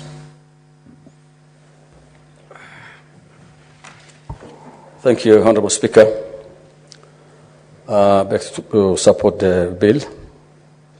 Honourable Speaker, the border sector actually is a very important sector in this country and in many parts of Africa, especially in East Africa, in terms of, job creation, in terms of, access and the easy transport. However, Honourable Speaker, today as you looked around Nairobi, there are so many young men and women, especially men, who are engaged in the business of the border. And for sure, even ladies are involved because they know they don't write, but they employ young men to at least help them and so that they can be getting also some income out of it. Many students in the universities make joint ventures, so at least they can be able to earn something out of border business. And therefore, the sector, I think, is very important in terms of the economy. However, Honourable Speaker, having said that it employs many people and it's actually a source of income, it's also that it has its own challenges. In terms of, discipline, most of our riders, as has been said earlier, are not trained. Some of them, they become menace actually on the road. You see them crisscrossing the highways, and as a result, many of them are knocked down or they cause accident. And in times of accident, they also become nuisance to other people, especially the other vehicles owners and the drivers. They knock you down, from rear aside, and when maybe they are knocked or they hit you, they come to intimidate the other drivers. They come like bees, they just come together, and then they come and intimidate the other Kenyans, even when they are actually wrong. I think there's need to have some discipline within that place. They also, they have come now, some of them are involved in the criminal acts, and they aid even the criminals, and many of the criminals take advantage on borders. And therefore, it is actually very important to have been, a very important sector, but I think we need to have a bit of regulated, the sector needs to be regulated on a serious note. Maybe we also need to have some feasible number plates. Some of them don't use genuine number plates. They change their number plates. They get number plates from the old grounded borders, and I think there needs to be a proper registration, so that at least we can be able to know. Actually, if the numbers are big and visible, then it is easy to identify whoever does the wrong things. As the title said, they need also to register in cooperative so that they can be tracked. Anybody is engaged in any act of crime. One other thing is actually, I think the best thing is in other world, when you see, we have parking lots for the borders and bicycles. And you cannot just go and park your bicycle your border or motorbike in Howley. So I think we equally need, in places like Nairobi, we need to have zoning areas where the borders can park their vehicle, their motorbikes, and anybody who wants to get a ride, then it's easy for the person to go there and get a border. But however, what's happening currently, borders are in all over the city, and I think it has become now a problem. You see, even now, the time of demonstrations and all these things, you don't know who is a genuine rider and who is the criminal. So they abate the criminal acts. I think the best thing is we need to give them a special lessons. They have it, but it's not easy to inspect or to stop them the times of riding around. So I think we need to have at least come up with system that at least will bring some discipline within the sector. For sure, many Kenyans, if you're hearing that, now we have been told that almost 3 million borders are there, and having 3 million, that means that at least employed many more young men who are at least jobless. And I think the only thing that we need to do is to improve the sector so at least you can have value for whatever the business they're doing. So that instead of, put them as criminals, because now in most times if we associate them with criminals, because at times somebody borrows, maybe they take somebody, and then you see the next day this person is either killed or been robbed. So I think despite the many advantages, there are many more disadvantages as a result of the behaviors of the riders. Therefore, I think we need to have one other thing is actually we need to do some kind of testing. The riding test. The riders should undergo some testings and some kind of business regulations. They should be regulated. And they actually, I think this could do it on an annual basis, so at least we can know who is the genuine rider and who is not genuine rider, and then actually the ownerships and all these things, the logbooks. Because these things are very cheap. Some of them are cheap, and some of them are just at a cheap price, and the genuine owners are not known, most of them. So I think the whole sector must be reformed, and at least to some senses, put to the riders. And we need to have discipline among the young men and who are riding these things. But however, one other thing is actually the government can also support young men who wants to engage themselves as riders so that they can make some business by giving them cooperative loans and all these things. So this they can be able to, it can become a source of income for them, and they can easily access money for them to buy the motorbikes, so that at least the young men who are not employed, the Gen Zs now who are complaining of lack of employment, can also be engaged on such kind of businesses. With those few remarks, I beg to support Honourable Speaker. Senator Ososi Gonfrey. Thank you, Mr. Speaker, for this opportunity to also support this bill, the Public Transport Motorcycle Regulations Bill 2023 by Honorable Senator Halwale. From the onset, Mr. Speaker, I think this bill is very timely, and I would, from the onset, say I would support it. Mr. Speaker, you know that Boda is now the leading employer of our youth. Almost everywhere in this country, you find so many youth who are jobless, engaged in this kind of trade, because it's the only thing they can do now that we have an employment crisis in this country. Mr. Speaker, though we appreciate that Boda industry has employed our youth, but there are quite a number of challenges.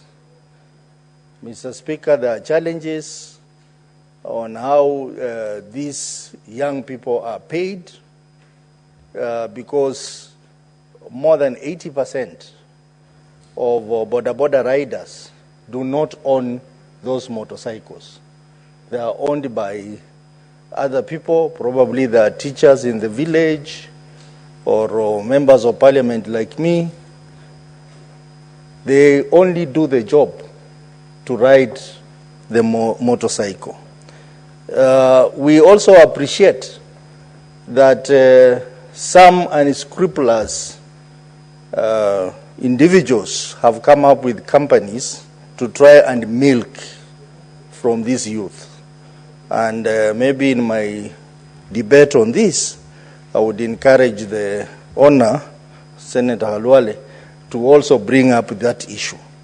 We have a number of companies which pretend to be giving loans to the Boda riders, give them loans, but a few months before the completion of those loans, you find that the motorcycle has been taken away when those riders have just completed nearly 80% of the payment. So that has been a major problem. And I have sat in this house when Senator Cheregei has brought that matter before this house. This is a big problem. Mr. Speaker, we also have to appreciate a number of our youth have been killed through accidents on these motorcycles. A number of our youth have been injured as a result of motorcycles. And even passengers have been injured. In our various counties, we have attended so many funerals of border-related accidents. And something needed to be done on this. And I want to congratulate my colleague Halwale for coming up with this particular bill, which when I read it, I think it is going to address the problem that we have. We need to make border industry a meaningful employment industry, not an industry that is going to take advantage of our youth, not an industry that is going to cause death, injuries, and even crime. So this bill addresses all those challenges, Mr. Speaker. Mr. Speaker, just like Senator Busia said, there are a few areas maybe would need to consider amendments. And one of the areas is on Clause 5, which talks about the board. The board in its composition, you don't see the representation of border owners and riders. Is largely composed of county officials. So I would propose that we have representation of the riders and the owners. Mr. Speaker, whereas I support the idea of the board, but then this also exposes something. And this something is that many of us have been asking, what is the use of NTSA on matters of managing accidents in this country and managing transport in this country? Mr. Speaker, NTSA has failed. They have completely failed. They should have been at the forefront of helping this country deal with the problem of border industry in this country, especially on licensing, on safety and all that. But NTSA has failed. They have failed borders, they have failed on public transport, and basically that body is not serving the purpose that it was established to serve. So I support the creation of this body, but at the same time, Mr. Speaker, the bill needs to tell how this body is going to be financed. It is silent on that. Where is the money going to run this board going to come from? So that we don't have a scenario where the board now becomes an institution that is going to fine our borders, that is going to introduce extraneous levies to borders and make the industry even more expensive to run and send many of our youth out of employment. So that aspect of how it is going to be financed must be very clear in the bill so that they don't run rogue and start introducing unreasonable levies and charges to our borders. Mr. Speaker, the issue, the relationship between the owner and the rider. This bill has really gave a reflection on that, but I think on the issue of employment, that is clause 14, where it says every owner of a motorcycle who engages the services of a rider shall enter into a written employment contract with the rider. And then it goes on to specify what is going to be contained in the employment agreement. This is one area that, Mr. Speaker, has to be looked at very keenly, so that to make it easy for the owners of motorcycle to continue operating in this industry, so that the salary or any other benefits that accrue to the rider are manageable. Because if we leave it hanging like that, Mr. Speaker, the danger is that if you go to Employment Act, the terms under Employment Act may be difficult for most of these owners to comply. Issues of medical, issues of minimum wage, issues of insurance and all that. So I think this is one area that we need to look at so that we don't discourage investment in this sector. We need to encourage investment in this sector, Mr. Speaker. Mr. Speaker, the bill also talks about motorcycle ambulances. Motorcycle ambulances that are going to be equipped with medical equipment and supplies. Mr. Speaker, this is going to be very useful, especially in rural areas where we have a problem with the road network, where we have a problem with accessibility, and still our people still need to access medical care. So I fully support that. This is actually an innovation. This is a proposal that we'll be looking forward to see how it's going to work, so that our people who are sick, elderly people in the villages, will have access to medical ambulances through these motorcycles. Mr. Speaker, I have seen also the bill also talks about three-legged motorcycle. I think this is tuk-tuk, and I wanted to remind Senator Cherigay that indeed the bill has captured tuk-tuk.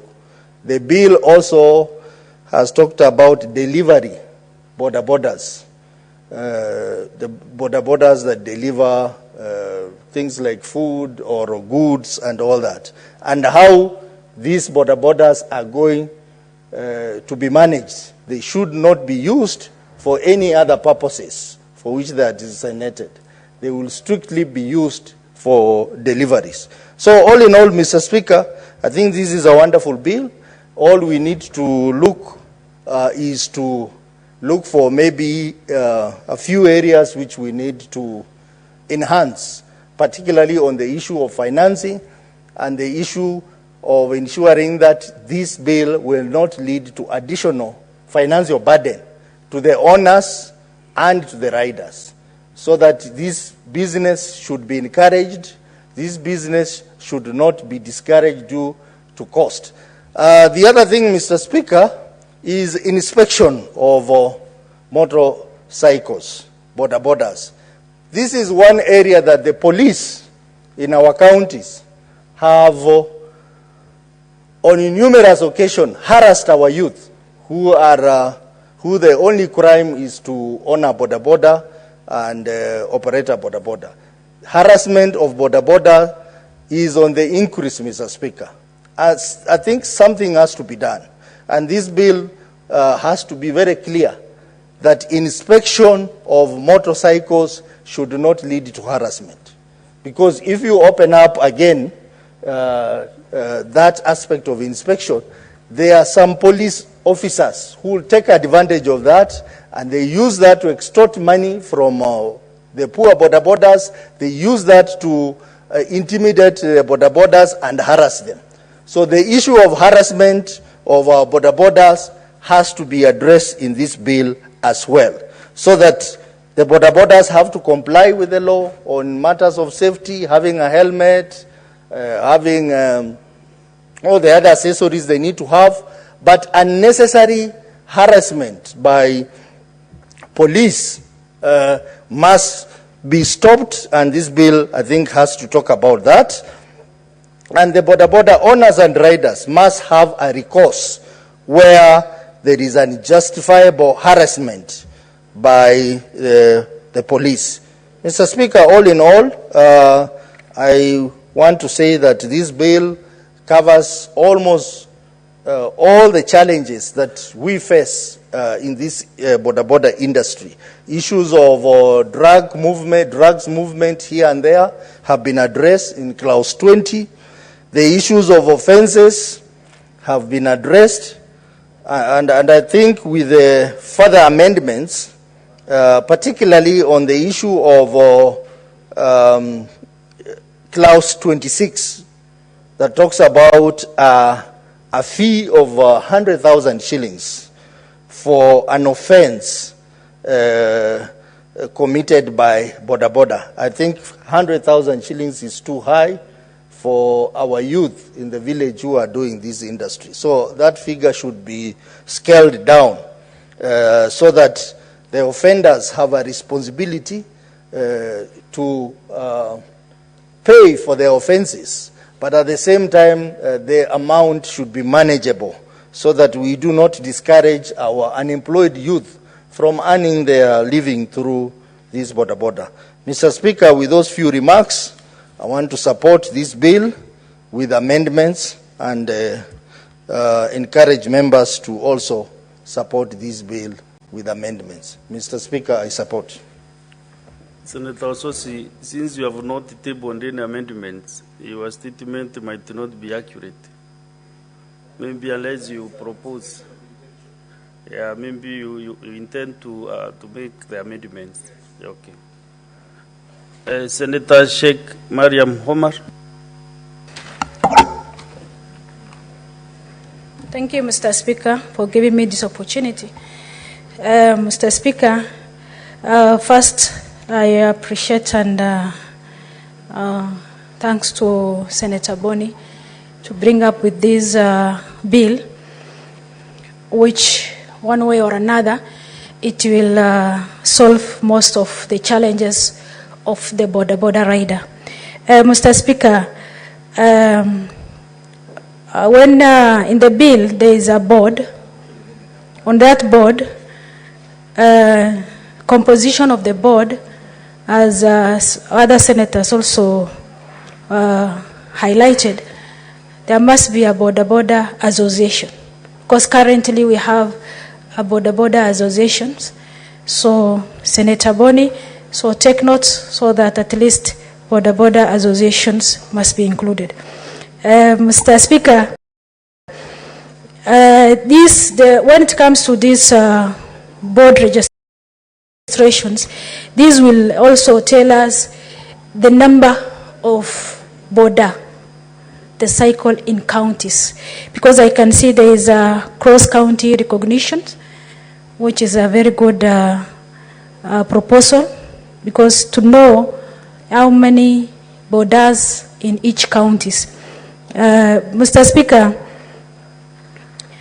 on this registration of motorcycle by board of directors, board member, there must be also penalties when it comes to registrations, because sometimes they don't even see the requirements, what is required.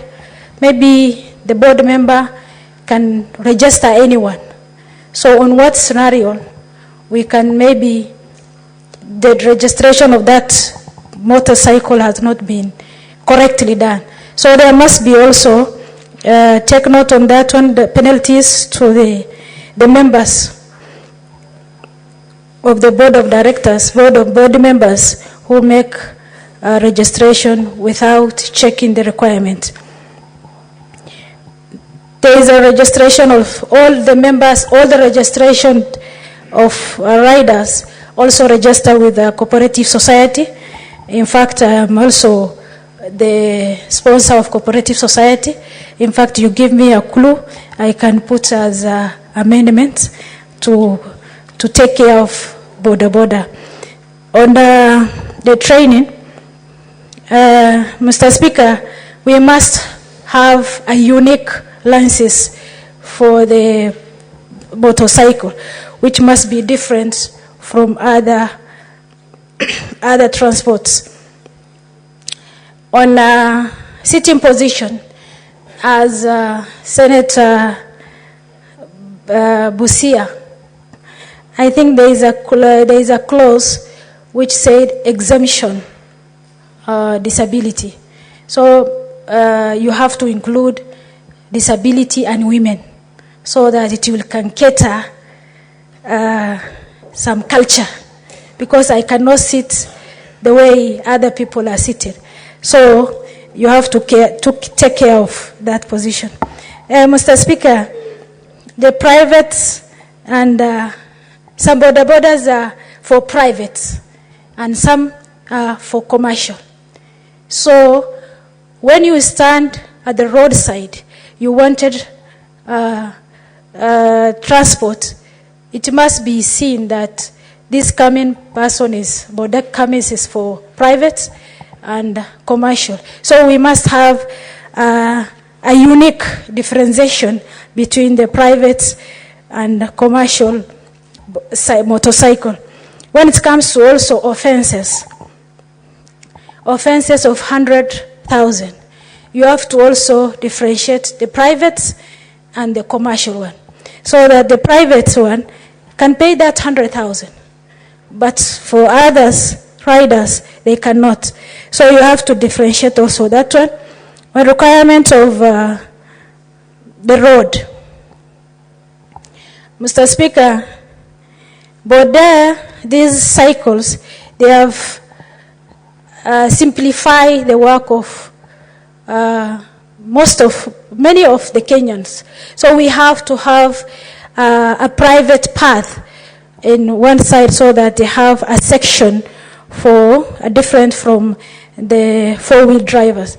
And also maybe we have to restrict when giving contracts to the contractors, they must have for maybe an engineer who's doing inspections must also inspect that there is a road as a scope in the BQ that must be done for motorcycle.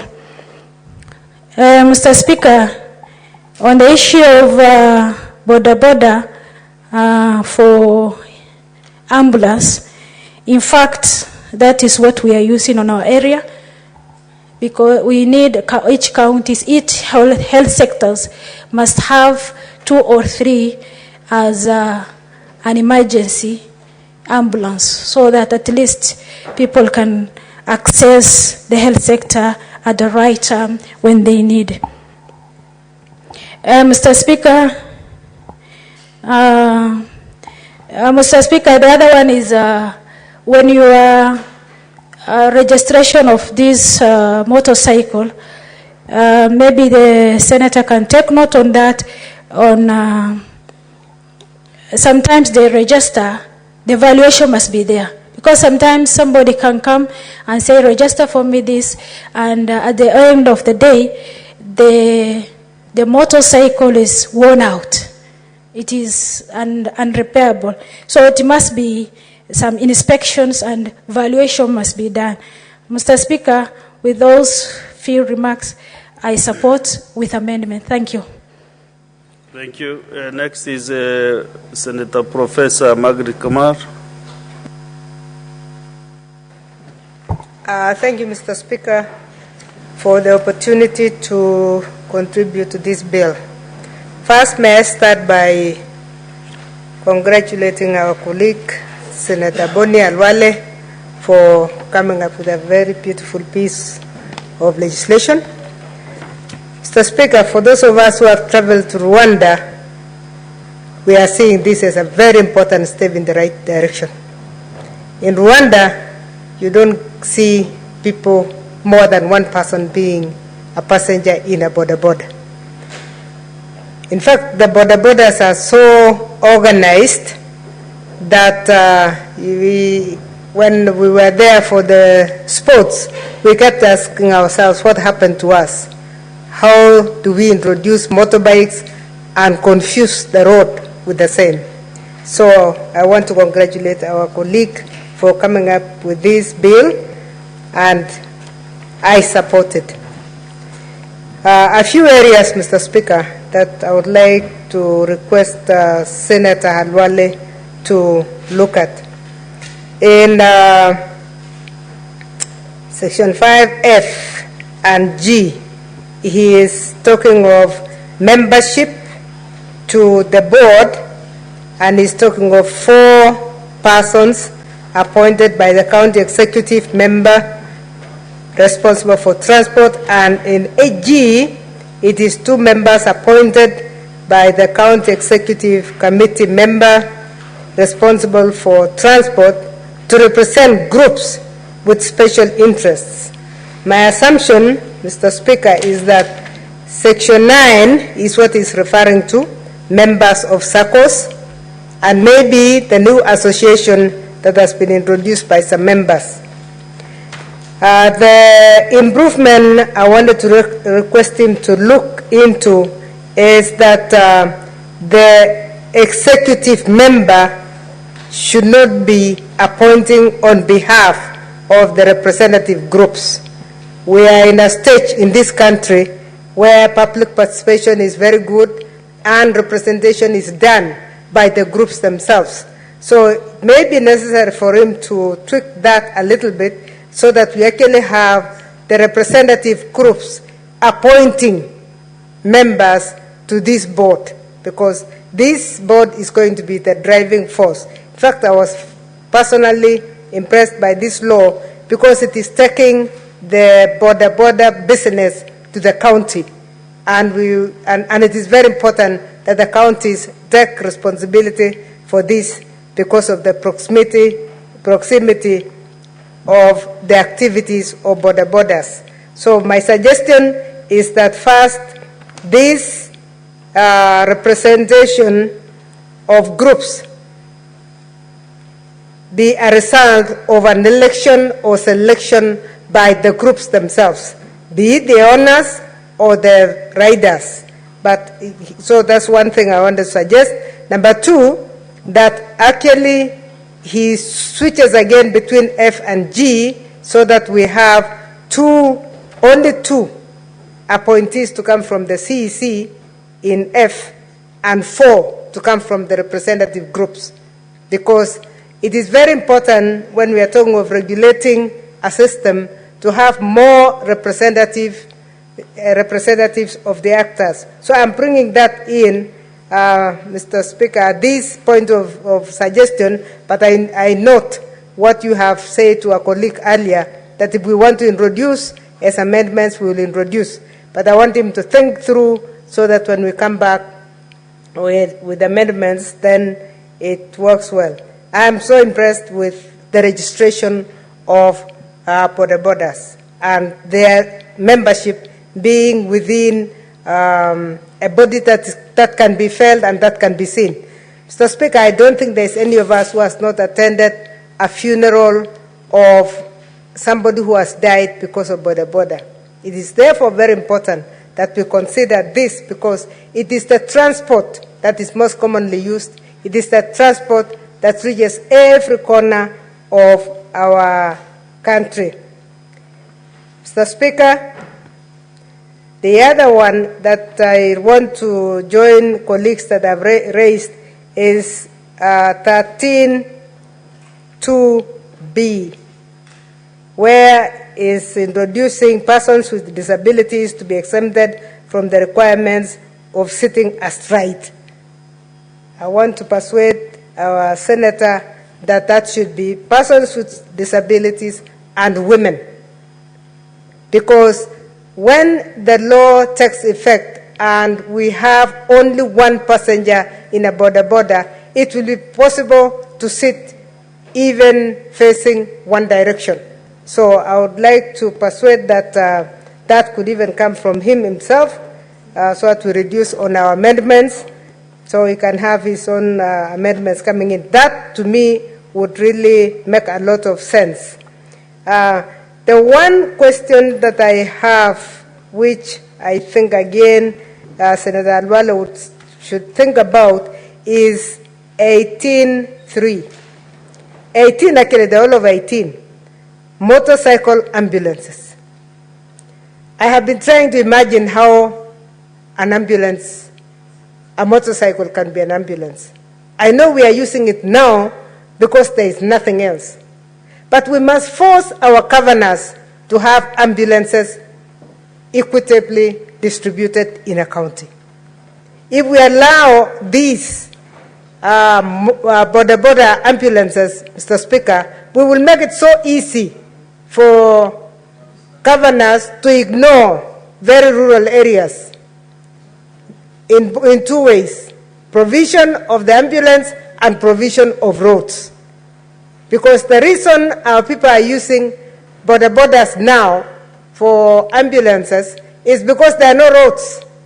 They are using very narrow paths to take people to hospital. We know that in some areas, you even have to carry people literally using a sack and 4 men to carry a patient to the main road. I think we should really ask governors to take responsibility of our health. Health is a right in our constitution. Health is a right that should cover everybody, and we should not give them an excuse to have any other form of ambulance. They should give that ambulance because that is what everybody pays taxes for. Equity and equality when it comes to health, Mr. Speaker, should not degenerate to anything else. Finally, Mr. Speaker, Article 22 on insurance. I'm reading that and I'm asking myself, is this insurance covering death compensation or injury compensation? The line is very attractive, that every owner of the motorcycle shall have, at the minimum, a motor commercial public service insurance cover. It is my hope that the arrival of an insurance will discourage careless driving of these motorcycles. And the only way we can do that is when we make sure that actually there is compensation. Because in most cases, people who have died out of accidents of motorcycles or who have been injured out of motorcycle accidents have been left on their own. In fact, they part ways with the motorbike on the road. The motorbike owner is normally always different from the motorbike rider. So the motorbike rider goes to take care of his own injuries, and any accident victim does not get any assistance anywhere. So I persuade again our colleague to think through how this motorcycle insurance can take care of injuries and take care of death compensation in a way to deter careless driving and to stop owners from hiring careless riders. With those remarks, Mr. Speaker, I once more congratulate our colleague, Senator Adwale, and really mention that this is a bill that is long overdue. It will bring order to our country. Thank you, Mr. Speaker. Thank you, Professor. Next is Senator Fomranga Junyutu. Thank you, Mr. Speaker. And I want to say that I support this bill, very well thought out by our colleague and senior Senator Boni Halwale, Mr. Speaker, because border has become a very important sector in our economy, Mr. Speaker. We have very many young men and sometimes women that are employed in this particular sector, Mr. Speaker, whether owning the bikes or having been engaged by people who can be able to invest in the bikes, Mr. Speaker. And so this is an important sector that needs regulation, Mr. Speaker. Mr. Speaker, border, apart from employing many young men and women, is an occurrence that has also made accessibility to some interior places easy, Mr. Speaker. There are places that were very hard to access before borders came around. And so it's important that we regulate this particular sector, and I see this bill as one that is going to help very much in this particular matter, Mr. Speaker. Mr. Speaker, we have been having very many deaths from border accidents, Mr. Speaker. And some of us have even lost relatives from border accidents, Mr. Speaker. And one thing that has been a denominator in most of these deaths, Mr. Speaker, is a failure by the border users, both the riders and their passengers, Mr. Speaker, to wear helmets, because sometimes they are not provided by the riders, Mr. Speaker. And so I am excited about Section 10 of this particular bill, Mr. Speaker, where we are talking about, especially two, where Senator Halwale has talked about this board that will ensure that our border riders undergo safe and defensive riding techniques, Mr. Speaker, in order for them to prevent these deaths. Some of them do not even understand the risks that are involved in riding without their helmets on, Mr. Speaker. And like Professor Kamala has said, going to Rwanda, Kigali, Mr. Speaker, then you get challenged as a Kenyan, especially when you see that any border rider there and their passengers properly fit their helmets, and that none of the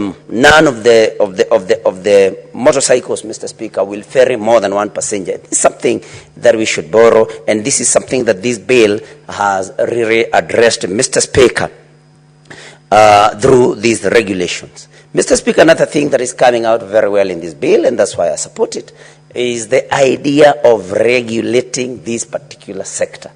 Because as we speak, we have no regulation in this particular sector, Mr. Speaker.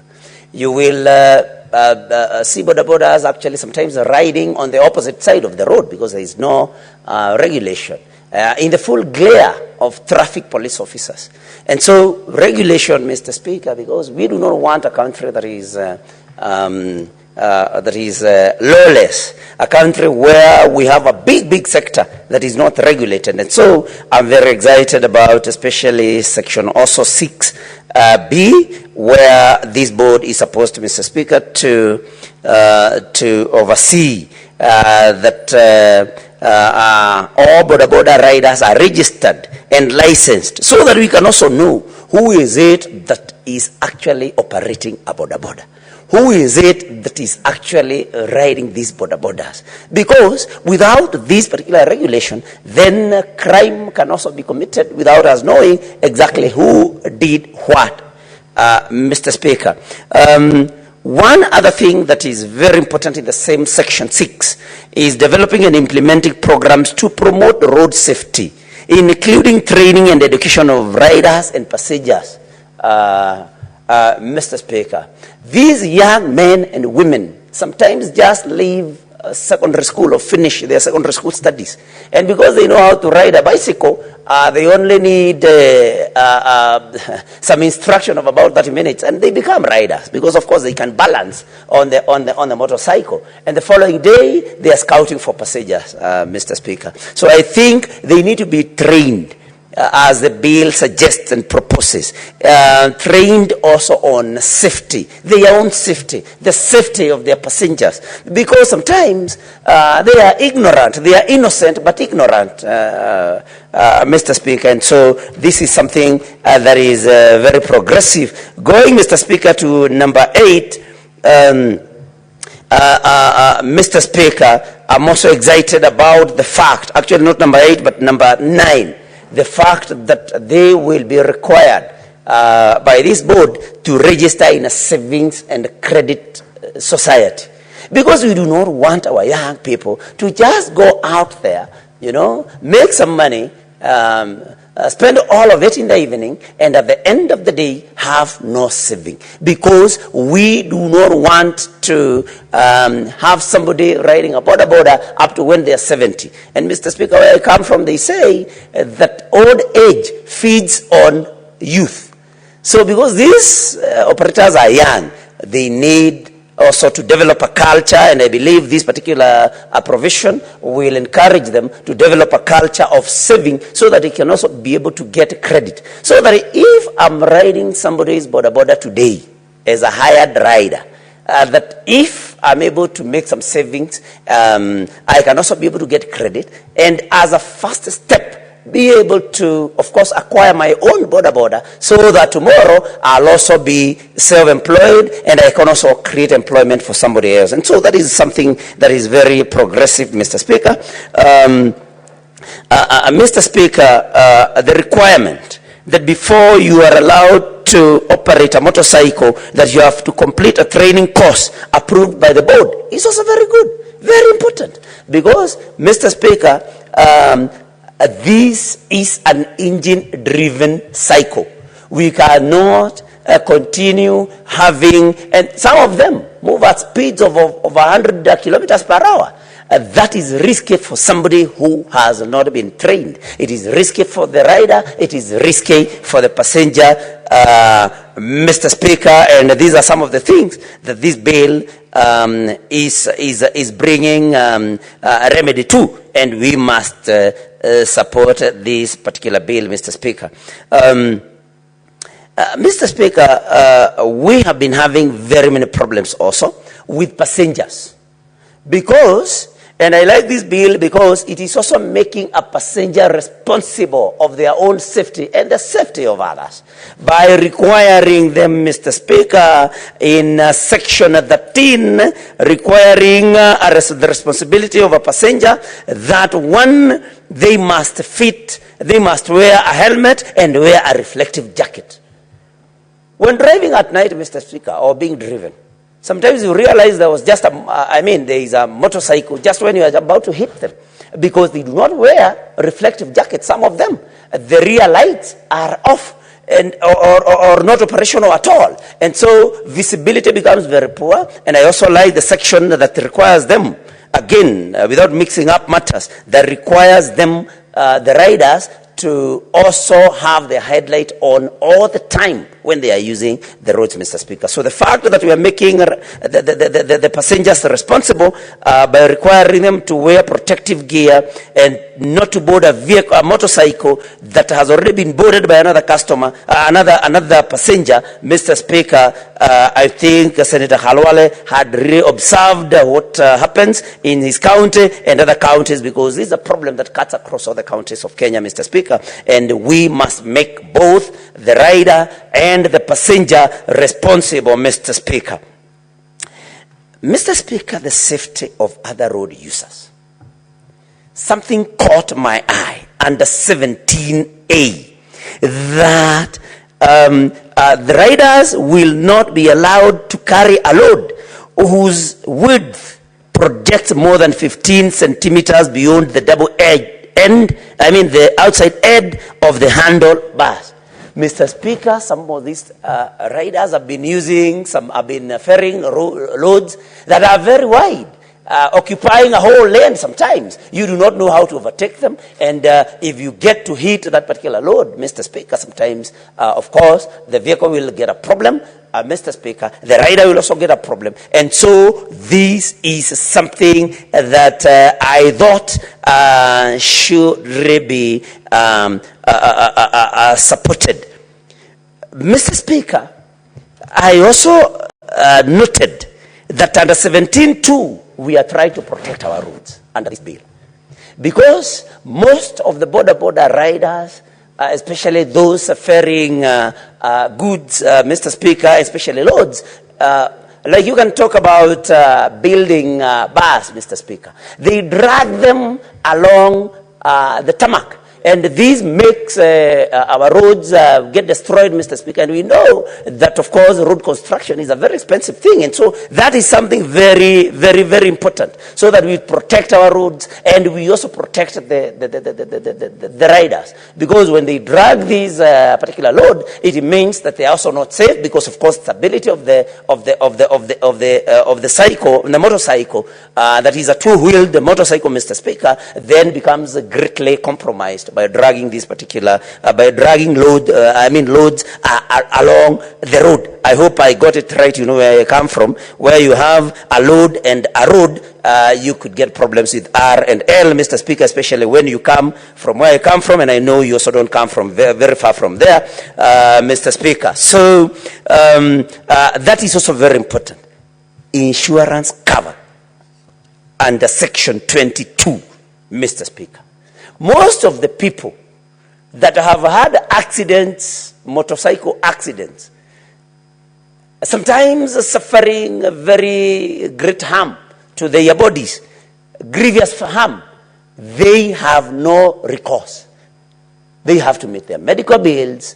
If you lose your leg, you just lose it. Nobody will compensate you because most of these riders do not operate, do not actually have an insurance cover on their bikes. But Mr. Speaker, as we require our border riders to have an insurance cover for every other motorcycle that is on the road, we must also consider the rates of buying of paying for a cover, Mr. Speaker, because the business is not that profitable.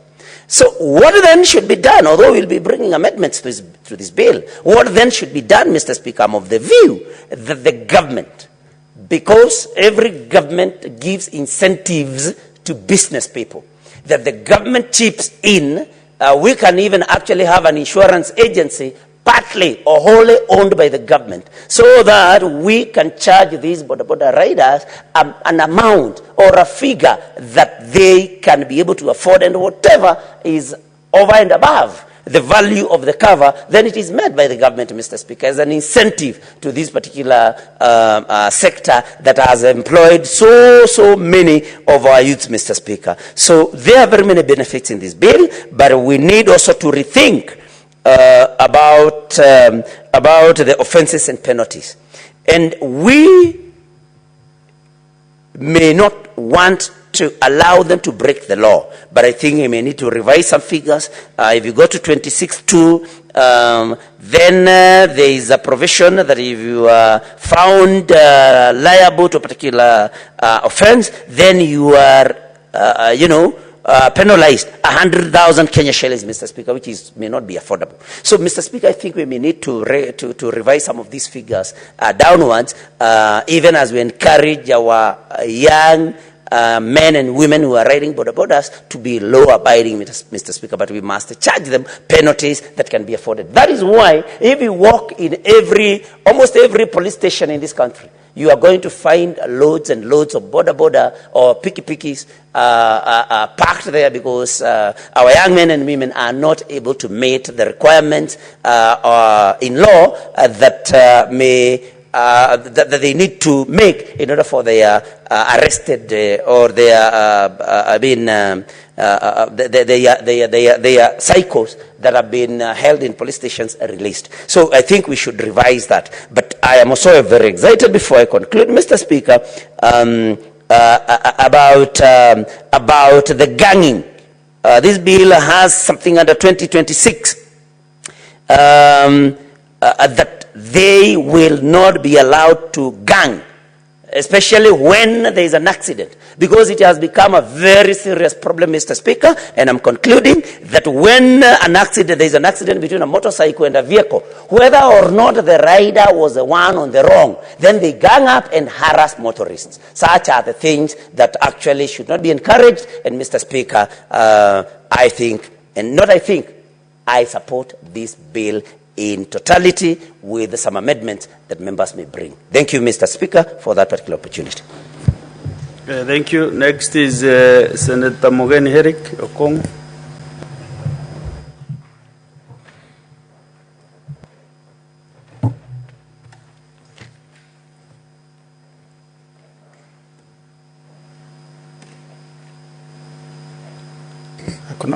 Thank you. Thank you, Mr. Speaker.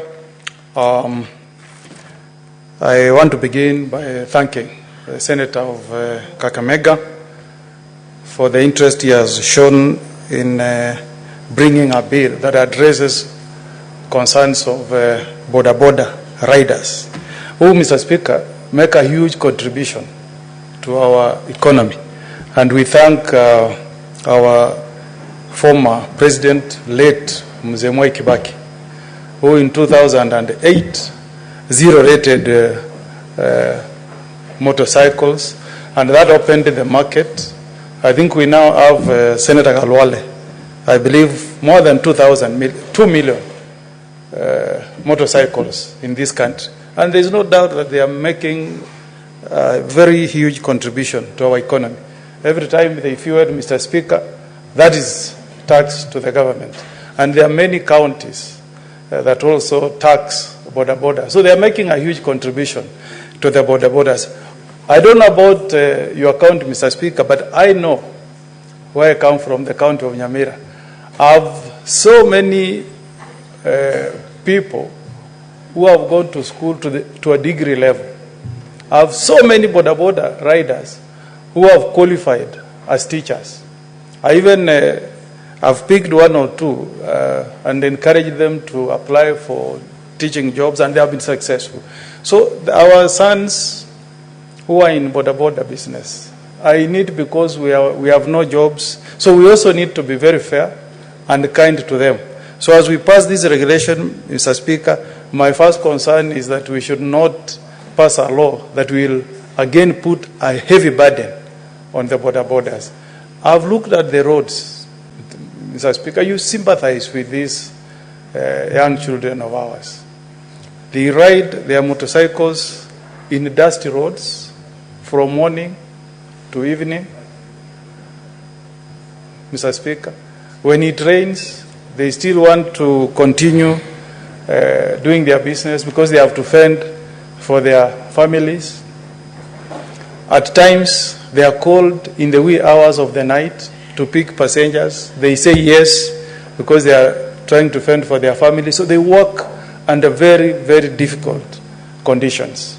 And I wish the government can put in place mechanisms of upgrading our roads to bitumen standards, so that these very enterprising cadre of Kenyans can work in an environment that is, puts a human face to the business.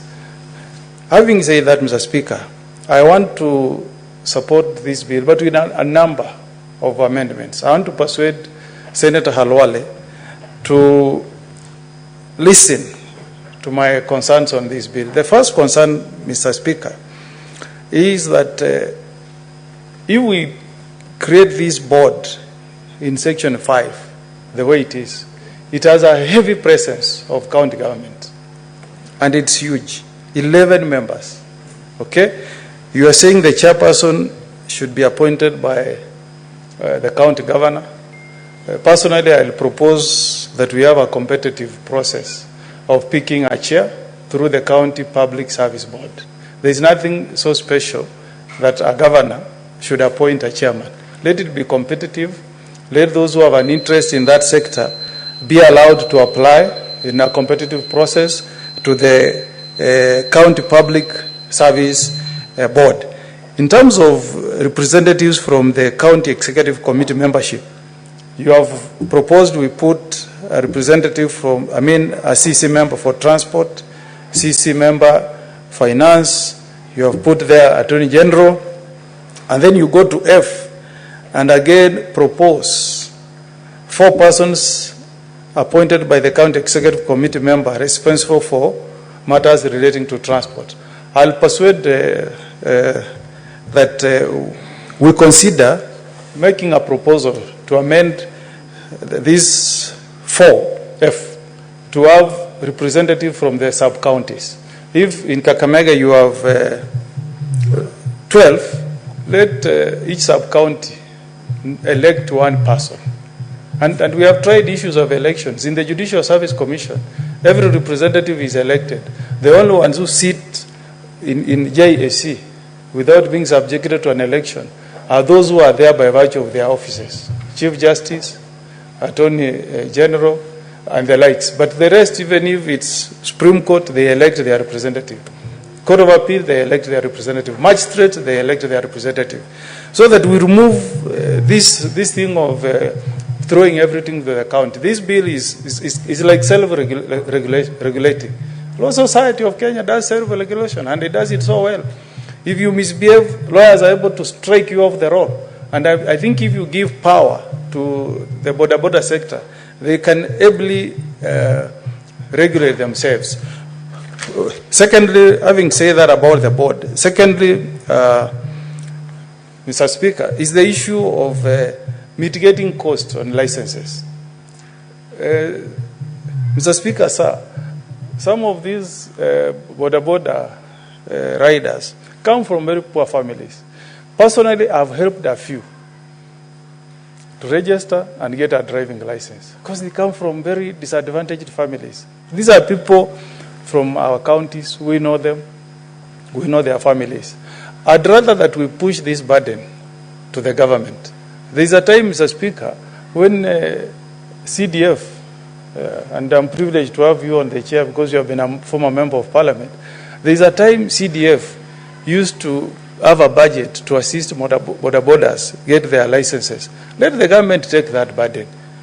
Senator Alwale, every day a border walks into a petrol station, they fuel 1 liter. The government takes 82 shillings as tax.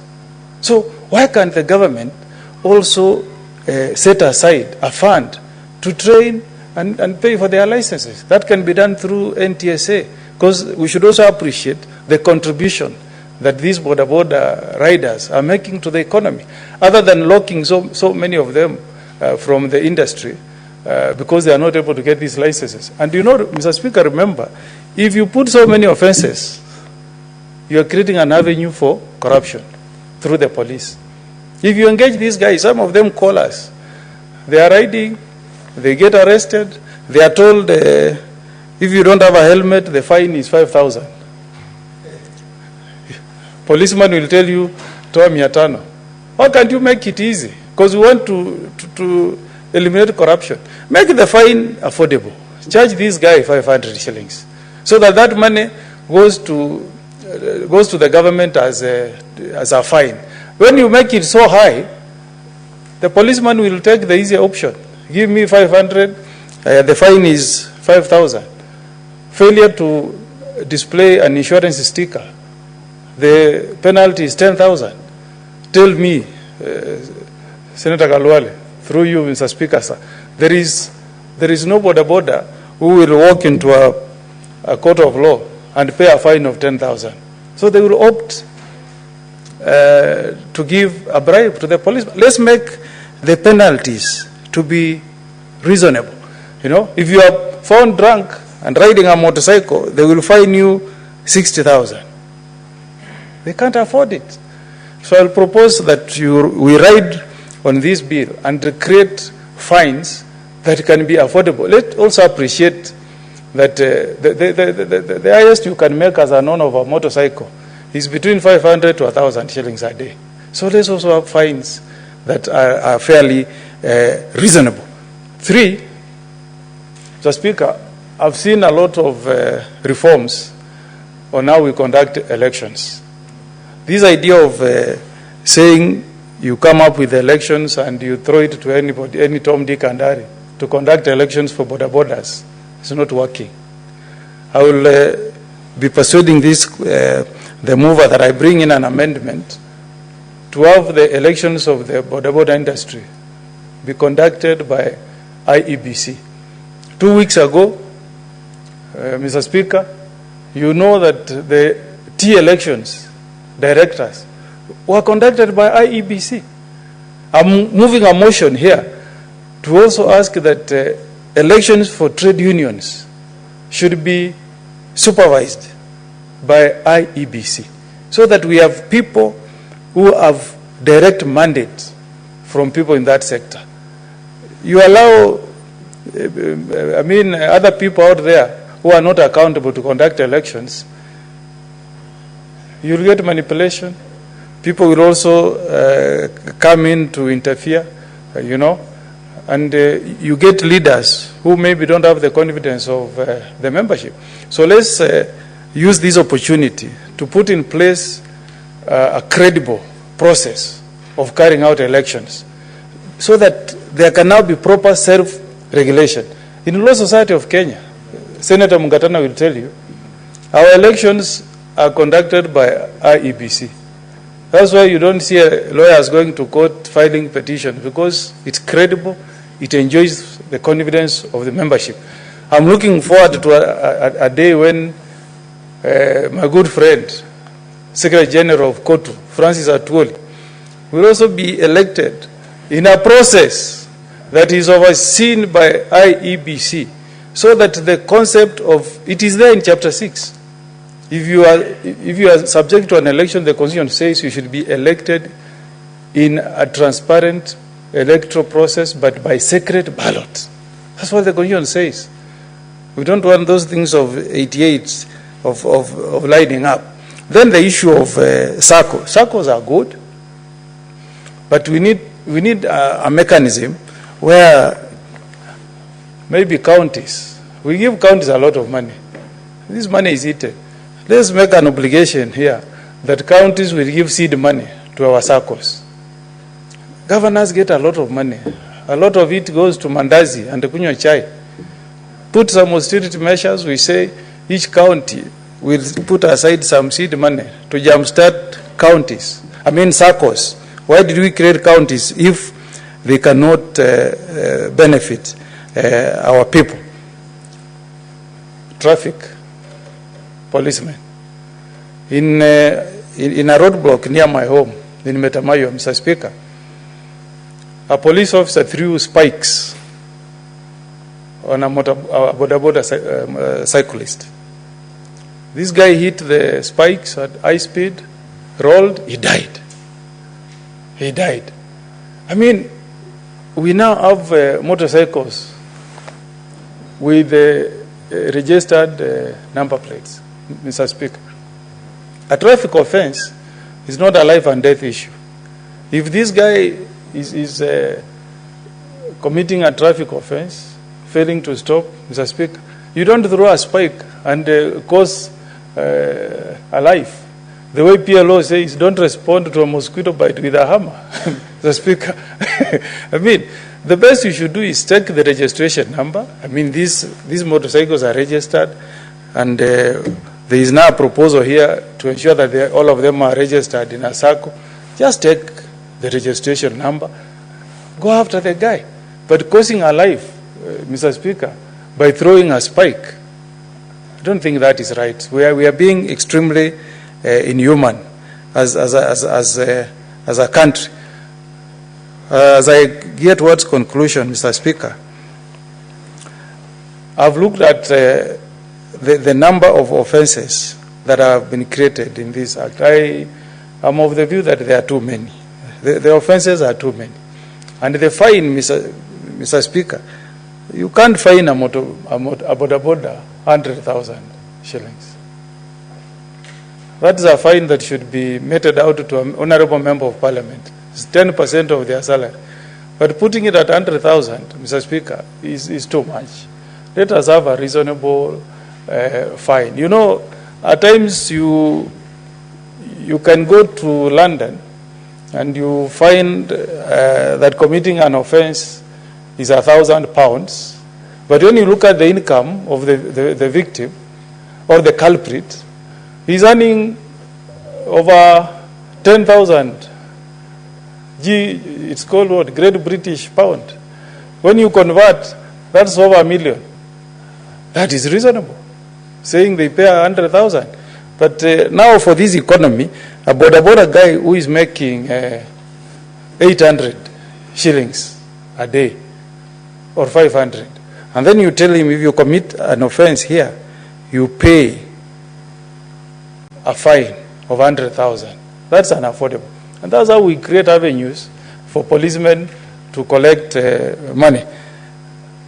I don't know whether you have a finance bill in our respective counties, but in my county, where I come from, Mr. Speaker, when I joined the Senate, borders used to pay 50 shillings as a sticker, monthly sticker. Then it went to 100.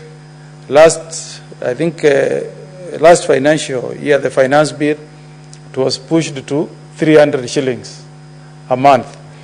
Now, these guys are paying 300 for a sticker.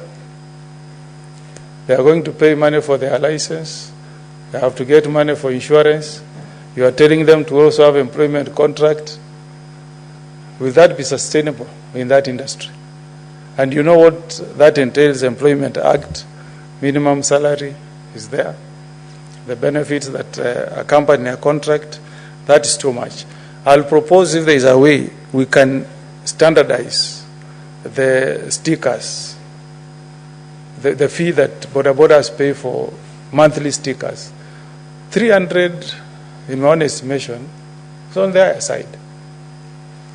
If you put it at 100 shillings, it means in a month, in a year, you are paying 1,200. That's what we used to pay for our motor vehicle licenses, Mr. Speaker. That's reasonable.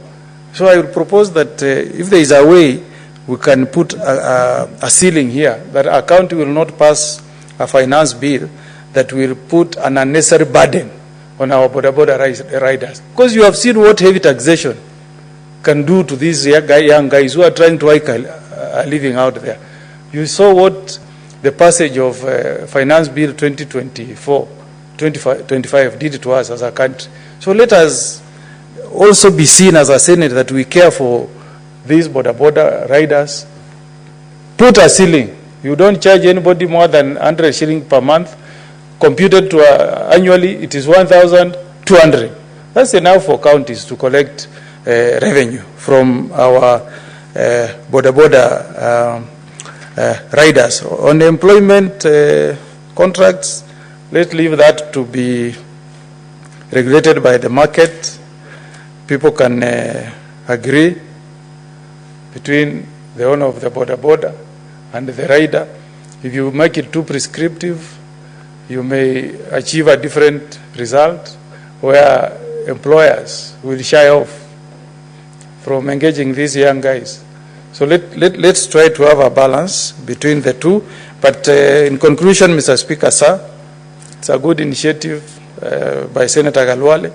If we improve it, make some amendments, lessen the burden from the border riders, put some obligation on national government and county government, will be seen to be caring for our border riders, who are our supporters, most of us, and who are our children back home, our friends. With those remarks, Mr. Speaker, I support. Thank you. Senator Boni Karori, there are a lot of recommendations on this bill. Maybe we will encourage our colleagues to come up with amendments. You discuss them so that you don't light a new bill. So next is Senator Wambua Enoch, Deputy Minority Leader.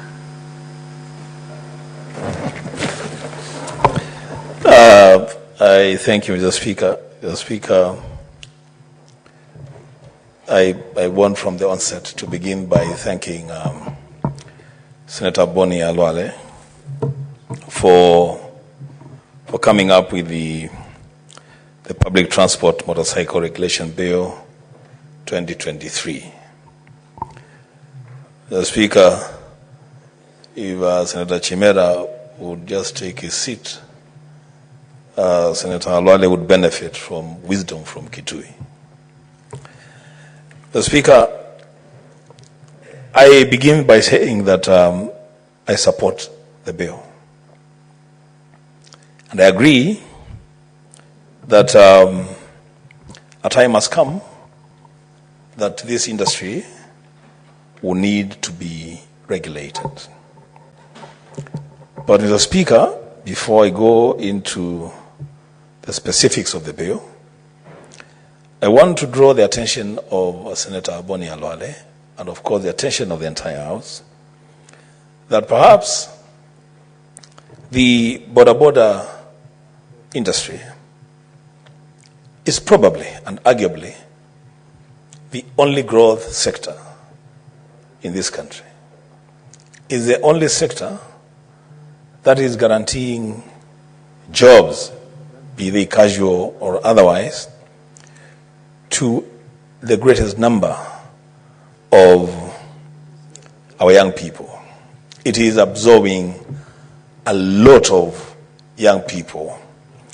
And for that reason, every legislation that we pass, either in this House or in any legislative assembly, even in the counties, must be a law that is a lot more facilitative than restrictive. It should be a law that facilitates the growth of the sector. It should be a law that creates avenues for expansion and growth of the sector. And having said that, Mr. Speaker, I will not miss this opportunity to thank former President, late Mwai Kibaki, for thinking through this very, very important sector and opening up our borders for the importation of motorcycles. The Speaker, were it not for the initiative of the former president, then I wouldn't know what we'll be doing with the millions, because there's actually millions, of young people who are now engaged in that sector. And so for us, we should carry that vision of the former president forward in whatever legislation that we are going to come up with. And so let me just mention a few things on this bill by our brother, Senator Boni. First, when it comes to the issue of the regulation of the motorcycles, I have heard my colleagues speak to this, so I will not spend a lot of time on it. At some point, when we go into the third reading, Senator Boni, we may want to engage a lot more on this matter of the board, the County Motorcycle Transport and Safety Board. Engage and discuss and agree on two issues. One, the composition of the board, and two, the functions of the board. I say this because, as a Speaker, when you look at the composition of the board as proposed in this bill, to me, actually, it appears like a department of the county governments. It is an extension of the executive of the county governments. And yet, this is private business. This is private business. And when the operators or in this private business encounter challenges, they should be approaching the executive in their counties for a resolution of the challenges that they face. Now, if the board is in itself an extension of the executive in the counties, then when there are challenges, it would be very difficult for the counties to approach themselves, the county executives, to approach themselves to resolve those challenges. Looking at this, I would have wanted to see the involvement of the riders themselves. They they have something, they have a voice in their business, in their job, with their job. There must be a representation of the riders themselves in this board. There will be need for a representation of the owners, because it is not all the time that the riders are the owners, but there are people who have invested in this business. They have an opinion in how the board and the business and the sector should be regulated. There will be need to deal with manufacturers of these motorcycles. They need to be on the board for purposes of dealing with quality and safety issues of the machines, the motorcycles themselves. And then, of course, the dealers, the people that offer these bicycles, motorcycles to the owners and the riders, so that it's a holistic board that is not an extension of the executive of county governments. Now, when it comes to functions of the board, then we should run away, Senator Boni, from the temptation to be generic in the creation of the functions of the board. As I said, let us first admit and agree that this is a unique sector. It's a growth sector for us. And so, the functions that we assign the board must be specific to the operations of the motorcycles. I have in mind, and I see you've captured a bit of that, I have in mind an obligation being placed on the boards to ensure that there is sufficient parking lots. I see there's a mention of that, parking lots, everywhere the border borders are operating from. I would want to see a situation where we have lanes, and this becomes an obligation on the board to ensure that we have lanes that are dedicated lanes in towns for border borders. You don't want border borders to be fighting for space with PSVs and private cars and human traffic. Why can't we designate special lanes for these border riders in view of the fact that this sector can only grow, can only expand? So an investment in making their operations better and more and safer, no matter how much that is going to cost, is not an investment in vain. So those are things that we can create an obligation on the boards. But then about the boards again, the bill is silent on the funding of the board. Where will the board get its money from? And that's where the problem begins. Because then if we leave it open-ended, now these boards will start imposing fines on the riders and owners to generate their operating capital. We need a think through, because all of us in the Senate have border riders and owners in our counties in their hundreds of thousands to agree on what will be the source of funding for the board, so that the boards are also enjoy a level of autonomy in their operations. Now, going down to clause 6 of the bill, I see that clause 6(2) no, clause 7. Clause 7. Clause 7. It says that no person shall use a motorcycle for commercial purposes in a county unless it is registered in accordance with this act. Now, there's a small challenge there. You know, when we have that conversation, Senator Boni, we have then to define, either in this bill or through a common understanding, what is commercial purpose? Where does it begin? Where does it end? Because I see in this bill, when you read through it, there are two levels of commercial engagements in this bill. There is the passenger and the load. Yeah? But then the question that I'll ask myself is,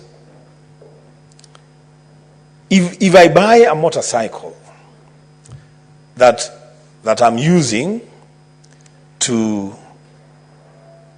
do my own private transportation, going to church, whatever that I'm doing, and then occasionally I'm also using that motorcycle when I have sufficient eggs at home to carry them to the market.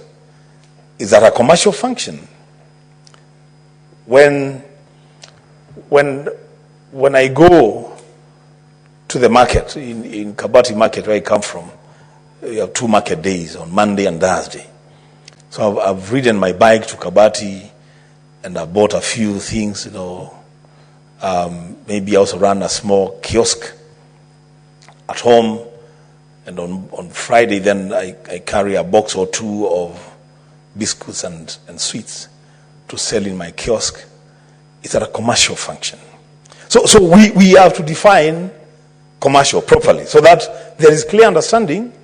You can own a motorcycle, but not for commercial purposes. And that now will begin to bring clarity, especially on the part of enforcement officers. That on the day that they meet Senator Wambua riding his motorbike from Kabati to Kalimba, and he is carrying a crate of soda or something, they would not ask me for the commercial license of the motorcycle. Yeah? So that needs to be clearly defined. Again, clause 7, it talks about a prescribed fee. Yeah? An application for registration shall be made to the board in the prescribed form and shall be accompanied by the prescribed fee. Now,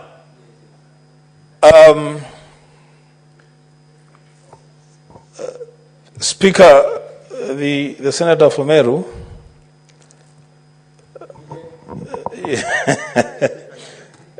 no, not Speaker now, no, it's Senator Meru. Now you have another Speaker. So the Speaker, clause 7.3. Senator Boni, you are talking about a prescribed form and a prescribed fee. But I think you are leaving that to the board to determine. Now, there is a danger there. You see, later on in the bill, and this bill should also begin to speak to itself. Later on in the bill, you are suggesting, or you're proposing, that if a boda is registered in Kitui, then it can operate in Kakamega. That's what you're saying, which is a good thing. But then the prescription, the prescribed form for registration of the boda in Kitui, that form is essentially and materially different from the form that is prescribed in Kakamega. Even the fee that the board in Kitui has set and prescribed is essentially and materially different from the prescribed fee in Kakamega. So how do we navigate that? How do we navigate that to create uniformity in the prescribed form and the prescribed fee?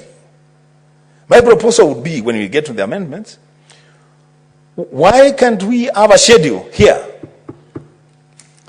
and prescribe the registration form and the registration fee, so that then we don't have different counties prescribing different things for the operators? In that case, then the principal will hold that what I paid in Kitui is the same amount of money that was paid in Kakamega, both for registration and for the certification.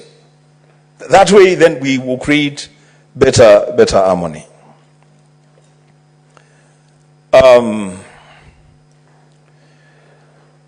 So, and that is carried through a number of clauses, 8, 9. Now, this clause 9, there is also need for clarity. 9.2, that each, actually it begins 9.1 and 2. 9.1 is the one that lays the basis for 2. So 1 is, it talks about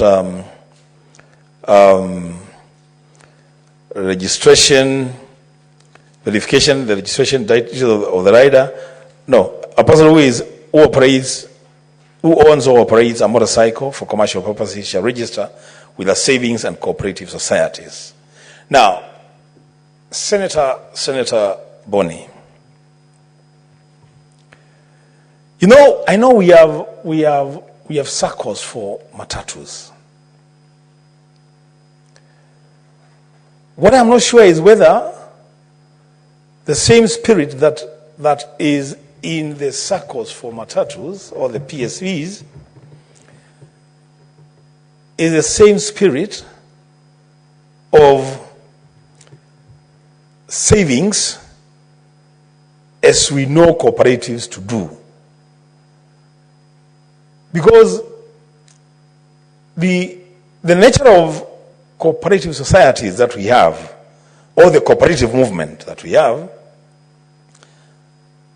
is pulling together resources to grow the society, but so that even members can go back to that society and get some loans and grow their businesses or do their savings, and at some point then they can also liquidate their savings. Now, I don't know whether that is the nature of circles that you have in mind in this bill, because my understanding then of the PSV circles is not necessarily for members to be able to go and get loans or liquidate their savings at some point, but in most cases to ensure that there is ease of regulation and to ensure that if a member of the circle is on the wrong, then the others take collective responsibility and push for compliance for every member. So that will also need to be clarified. I've seen that clause 9.3, Senator Boni, you may have to guide us at some point. When you say that the border shall not be for purpose of forming a gang or cartel by the riders, that may not be necessary. I don't think there's anybody who forms a cooperative for purposes of being a gang or a member of a cartel. Kindly allow Senator Kio 1 minute to conclude on his presentation. Oh my goodness. Okay, I will try that 1 minute. Clause 11. Be sure that is what you want us to do. Because what you're telling us is that you want a valid employment contract between the owner of the motorbike and the rider. In most cases, Senator Alwale, in most cases, the owner and the rider are one and the same thing. So how will you deal with that? How will you deal with a situation where the owner of the motorbike is also the rider of the motorbike? And you know there are a lot of fines that are prescribed in this bill.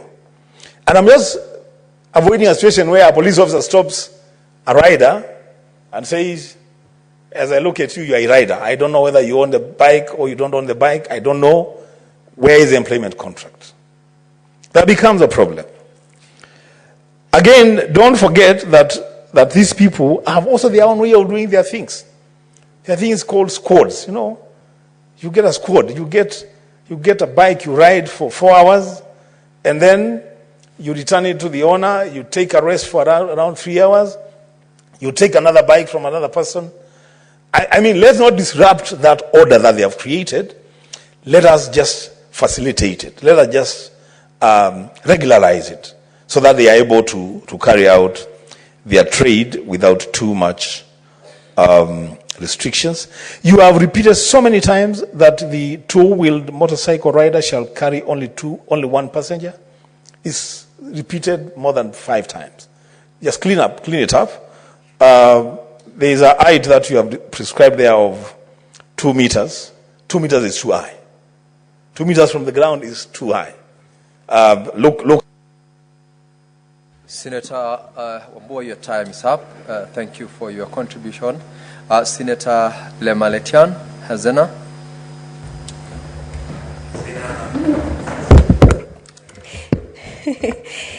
Thank you, Mr. Speaker. And I can see the bullfighter this time round is really supporting me. Mr. Speaker, I take this opportunity. Senator Lemaletian, who is the bullfighter? Mr. Speaker, the bullfighter is the man sitting across the floor, the senator for Kakamega. Use parliamentary language, Senator, to make reference to your colleagues in the House. Well, throw the name bullfighter, the man seated next, refer him by his official parliamentary title and name. Mr. Speaker, I think he's Senator Boni Halwale, alias the bullfighter. So he owns the name. Thank you. So, Mr. Speaker, I rise to support this bill on the motorcycle regulation 2023. And Mr. Speaker, I am very glad that finally we have a bill that can streamline the operations of the boda sector in this country, because this is very vital. There is a time I visited Kenyatta National Hospital and I realized that there was about a whole block of boda accidents in this country. That just goes to show that there is a lot, this is a very looming problem in this country. I think it's quite commonly known as such. Mr. Speaker, streamlining the operations of the boda sector and the boda riders will ensure that we have reduced road accidents and will also ensure that we have responsible young motorists across our country. Mr. Speaker, I take note that many of them are actually the youth of our nation. And the boda sector makes up one of the largest sectors in our economy.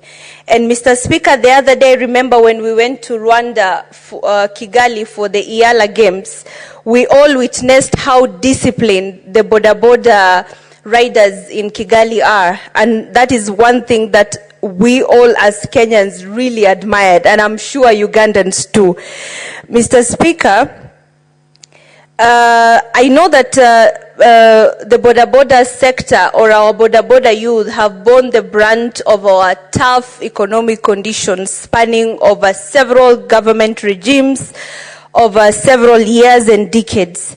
Some of these problems also are increased by taxation, and it's safe to say that these people are actually depressed while they are riding this boda, not only because of the high taxation, but the economic conditions.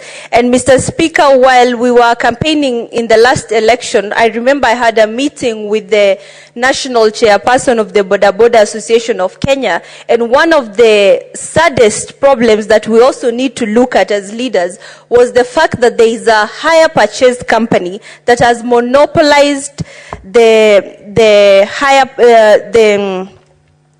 acquisition of boda in this country. And the carelessness you see on the roads is because these young people, the youth, make so little from this boda business, but at the end of the day, they still have to pay the higher purchase rate contributions, and I think they pay it daily until the day it's cleared. And you all know that in higher purchase, you always end up paying more than you had you would have paid if you were paying in cash. Mr. Speaker, we also need to jump into that as leaders, and unfortunately I know this bill might not address that, but this is something that we also need to look at. My recommendations would be, first of all, I like that we are going to have, the bill recommends licensing for each boda operator, ensuring that each boda operator and the passenger they are carrying has a protective gear, and only carry one person at a time. Training is also very compulsory, but my recommendation would be to include in the training civic education for them to, because I have seen that the bill recommends the hefty punishment for those boda operators who go into mob justice once they have been attacked or wronged by other road users. And usually there is a mob justice or torching of vehicles. It is important that they are educated on their rights as citizens so that they can be able to pursue justice through the legal means. And we should ensure as leaders that they are not harassed or oppressed. Mr. Speaker, I would also like to recommend that I have seen that there is a recommendation to have a board that should be, there is a board that should be headed by a chair who is appointed by the governor. My recommendation would be, because we need these young people to participate on the table that makes decisions concerning their businesses and their lives, I would recommend that the senator adjust that to make sure that the chair of the board is elected by these people instead of being appointed by the governor. That will curb it or cushion it from political, having a political interference with this governor electing someone who would favor them, and maybe in the following regime they will have to be again disarranged or something like that. So kindly take note of that.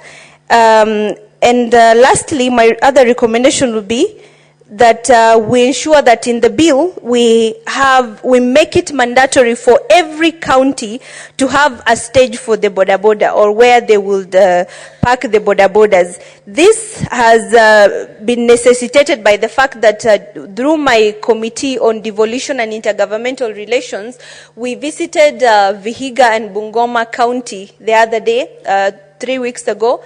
And I could see the commotion in the market, especially in Vihiga, because the traders in the market were haphazardly in a confusion mode between them and the boda. So the the young boda guys, gentlemen, approached us and told us that they would wish for us to tell the county government of Vihiga to give them a space somewhere where they can be parking their bodas, because they were parking their bodas in between the vegetables and they had literally nowhere to pick their passengers. So it is very important that this is noted. Thank you, Mr. Speaker.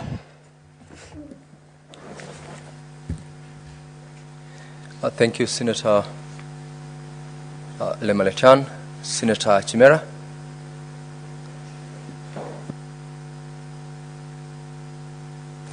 Asante Bwana Spika kwa fursa hii.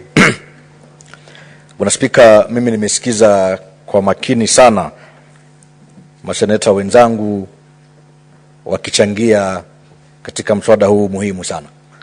Na nimpongeze seneta wa kutoka Kakamega, Seneta Daktari Boni Khalwale, ambaye ni seneta shupavu sana. Amewahi kufanya kazi kule kaunti yetu ya Kwale na tunamshukuru kwa huduma zake wakati ule. Na ndiposa anajiita lile jina la bullfighter. Bwana Spika, nimetohoa na naomba fursa na heshima kuu niruhusiwe kutohoa Bwana Spika. Bwana Spika, niseme kwamba mswada huu ni wa muhimu sana, hususan ukizingatia kwamba vijana wengi ndani ya nchi hii ndio ambao wako katika sekta hii ya bodaboda Bwana Spika. Na kwa muda mrefu ndani ya nchi hii sekta hii imewachwa wazi. Hakuja kuwa na hata hatua yoyote ya kujaribu kuhakikisha kwamba sekta ya bodaboda, vijana wa bodaboda wameweza kuletewa, wacha tu sheria, bali tu muundo ama mfumo ambao utaweza kudhibiti utendakazi ule katika sekta ile. Bwana Spika, tumeona vijana wengi wetu katika bodaboda wamepoteza maisha yao kwa sababu ya kutojali hali yao ya usalama katika biashara hii, kwa sababu ya kutokuwa na mafunzo Bwana Spika katika sekta hii, kwa sababu ya kutokuwa na nidhamu Bwana Spika. Na Senator wa Murang'a hapa, Mheshimiwa Joe Nyutu, amezungumza kwamba utapata kwa mfano kijana ambaye anafahamu kuendesha baisikeli, amemaliza pengine chuo kikuu, amemaliza pengine shule ya upili, kwa bahati mbaya ameshindwa kutafuta karo ya kusonga mbele Bwana Spika, ameamua kujitoza katika biashara ya bodaboda. Yule kijana kwa dakika 5, 10 ama dakika chache, kwa sababu anafahamu kuendesha baisikeli, anapata fursa ya kujifunza tu kwa dakika kidogo mno, anakuwa mwana bodaboda Bwana Spika. Mwisho wa siku anakosa nidhamu, mwisho wa siku anakosa mafunzo, na mwisho wa siku Bwana Spika tunampoteza kijana yule aidha kwa ajali mbaya ama aidha kwa matukio ambayo sio kupendeza katika sekta hii. Nimshukuru sana Senator Boni Khalwale kwa hatua yake ya kudhibiti sekta hii. Vile vile niwahimize vijana wenzangu katika sekta hii ya kwamba wakati umefika sasa kujipanga katika biashara hii. Kwa sababu nimeona kwamba kuna pendekezo ya vijana wa bodaboda kuungana na kuwa katika sako. Sisi viongozi mara mingi tukitembea mashinani, hususan mimi mwenyewe ninapotoka Kwale, kwa mara nyingi sana nimepata maombi kutoka kwa vijana wenzangu, wanatamani tu angalau niwanunulie bodaboda ili waweze kupata ajira, waweze kujikimu katika maisha. Lakini niwaeleze kwamba suluhu ya bodaboda zile ipo katika sheria hii ya Mheshimiwa Senator Boni Khalwale. Sheria hii inampa fursa kijana kutoka Kwale, kijana kutoka Tana River, kutoka Kakamega, kutoka Samburu, kijana ndani ya nchi hii aweze kuwekeza katika bodaboda. Ni juzi tu niliona kwamba hapa kuna vijana wa bodaboda ndani ya mji wa Thika. Wameweza kuja pamoja, wameungana, wamewekeza, wameweza kuwa na savings zao, wakafika paka kiwango cha kutengeneza mahali, wakanunua shamba ama ploti. Hivi sasa wamejenga nyumba ambazo wanakodi na wanapata pato la kuridhisha Bwana Spika. Mimi nina imani tukipanga vijana katika sako zetu Bwana Spika, wataweza kupata mapato bora ambayo yataweza kuwapatia afueni katika maisha yao. Kwa kifupi nizungumzie tu kuhusu ile pendekezo la kwamba kuwe na mkataba baina ya mwenye bodaboda na mwendeshaji bodaboda Bwana Spika. Na ni kweli kwamba pale kuna hatihati kidogo. Na nimuombe tu Senator Boni Khalwale aweze kufikiria jinsi gani tutabadilisha sheria hii, kwa sababu ni ngumu kupata bodaboda ambaye ataweza kwenda kwa afisi pengine ya wakili, pengine kwa mtu ambaye atamwandikia yale makubaliano ya kwamba yeye anaandika kazi mtu fulani, itaweza kuhakikisha kwamba kama mwenyewe hana fedha ya kumlipa wakili yule, basi sidhani kama itawezekana kuwa na makubaliano haya Bwana Spika. Vile vile pia nimeona kuna kiwango fulani cha kwamba, pendekezo fulani cha kwamba bodaboda zetu hizi ziweze kuwekwa ile kinaitwa tracking device. Pengine mtanipatia jina la Kiswahili Bwana Spika, lakini niseme kwamba tayari hivi sasa bei ya kununua ile pikipiki ipo juu Mheshimiwa Khalwale. Tukiweka pendekezo la kwamba pikipiki ile iwe na choma ambacho kinaweza kutafutwa wakati imepotea, bado ni gharama kwa yule mwanabodaboda Bwana Spika, na itaongeza gharama zaidi ya kupata kifaa kile ili mwenye bodaboda aweze kufanya biashara. Bwana Spika, mimi ni ombi langu tu kwamba ikiwa tutaweza aidha kutupilia mbali pendekezo lile, ndio hizi pikipiki zetu ziweze kupatikana kwa njia ya afueni kwa bei ya rahisi, ndio vijana wetu waweze kufanya biashara yao bila gharama yote. Bwana Spika, nichukue tu fursa hii nimpongeze sana Senator Halwale, na mimi naunga mkono sheria hii na mapendekezo kidogo yabadilishwe kidogo, marekebisho kidogo, ndio vijana wetu wa bodaboda waweze kupata sheria mwafaka ya kuwapa fursa ya kufanya biashara yao bila bugudha. Asante sana Bwana Spika. That brings us to a close of members who have had interest to contribute to this bill, and I now call upon Senator Boni Halwale to reply. Senator Boni.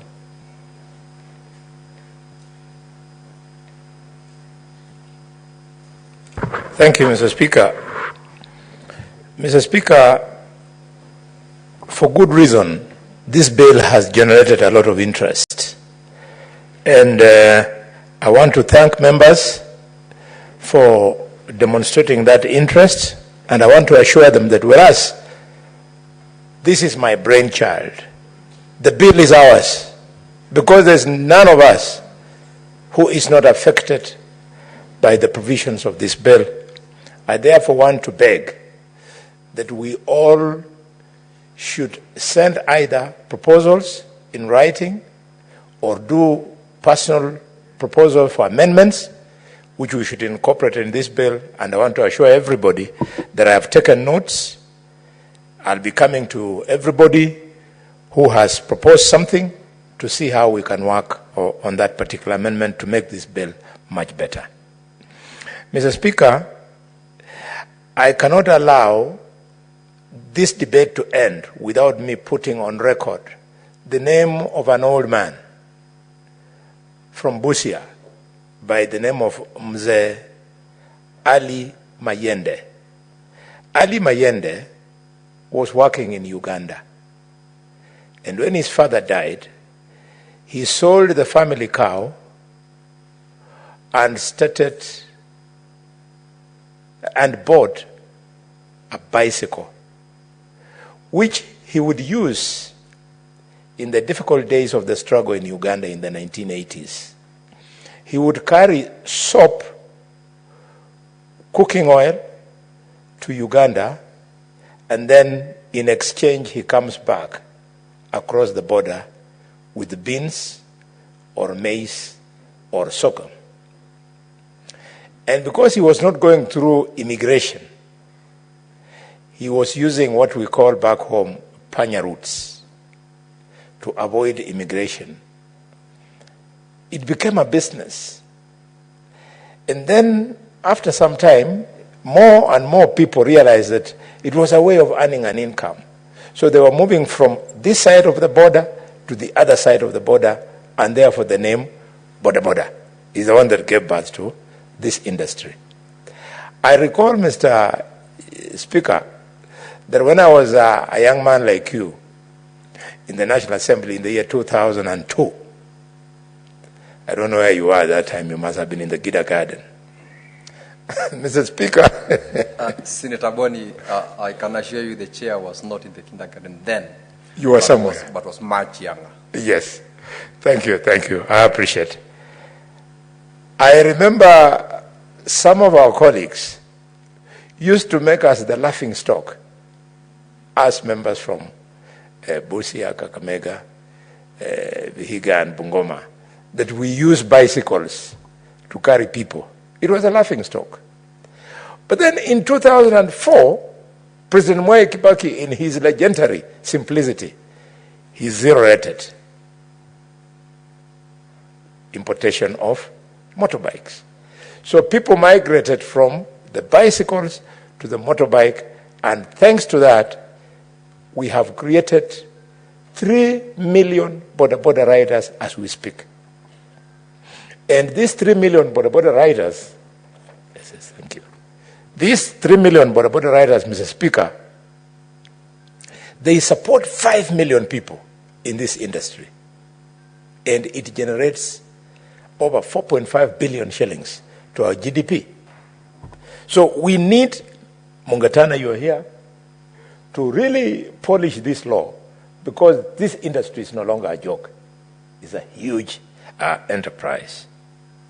Mr. Speaker, I therefore want to take the imagination of this House further, that arising from what I read in the finance bill, where the President had introduced the issue of manufacturing of bodabodas and spare parts in this country.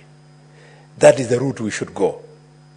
With this kind of market, the spare part industry, if we do our own spare parts, is going to expand the economy of the bodaboda industry even further.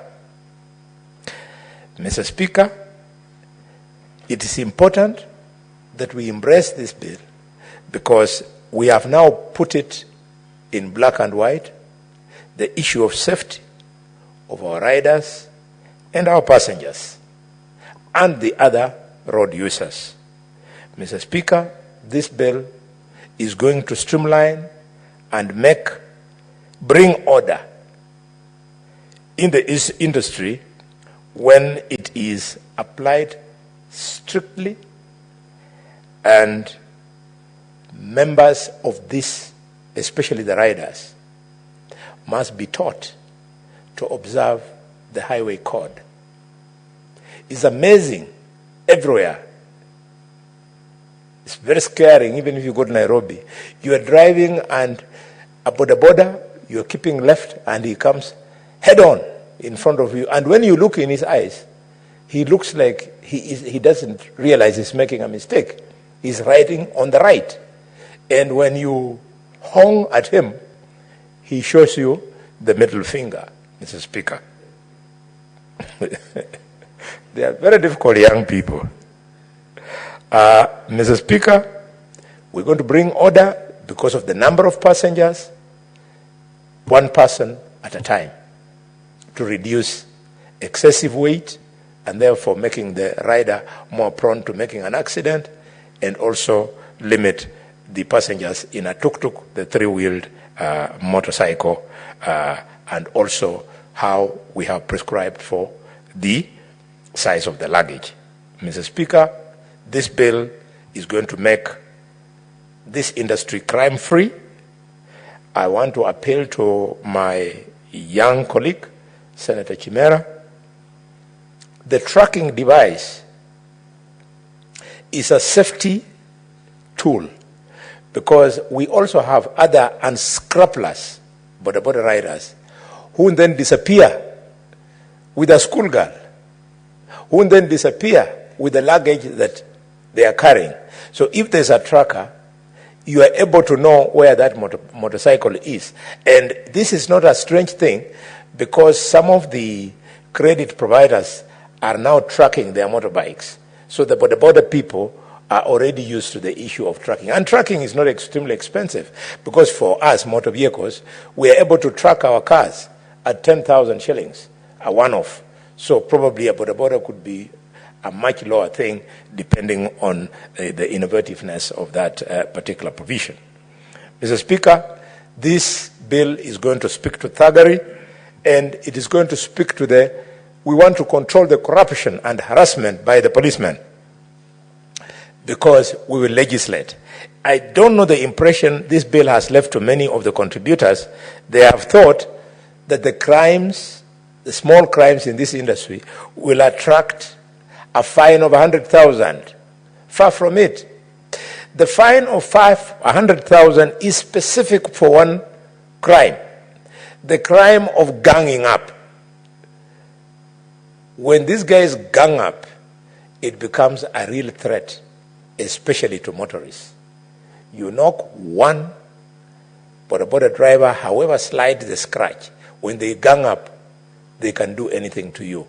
You've seen in this country, I think, several cases.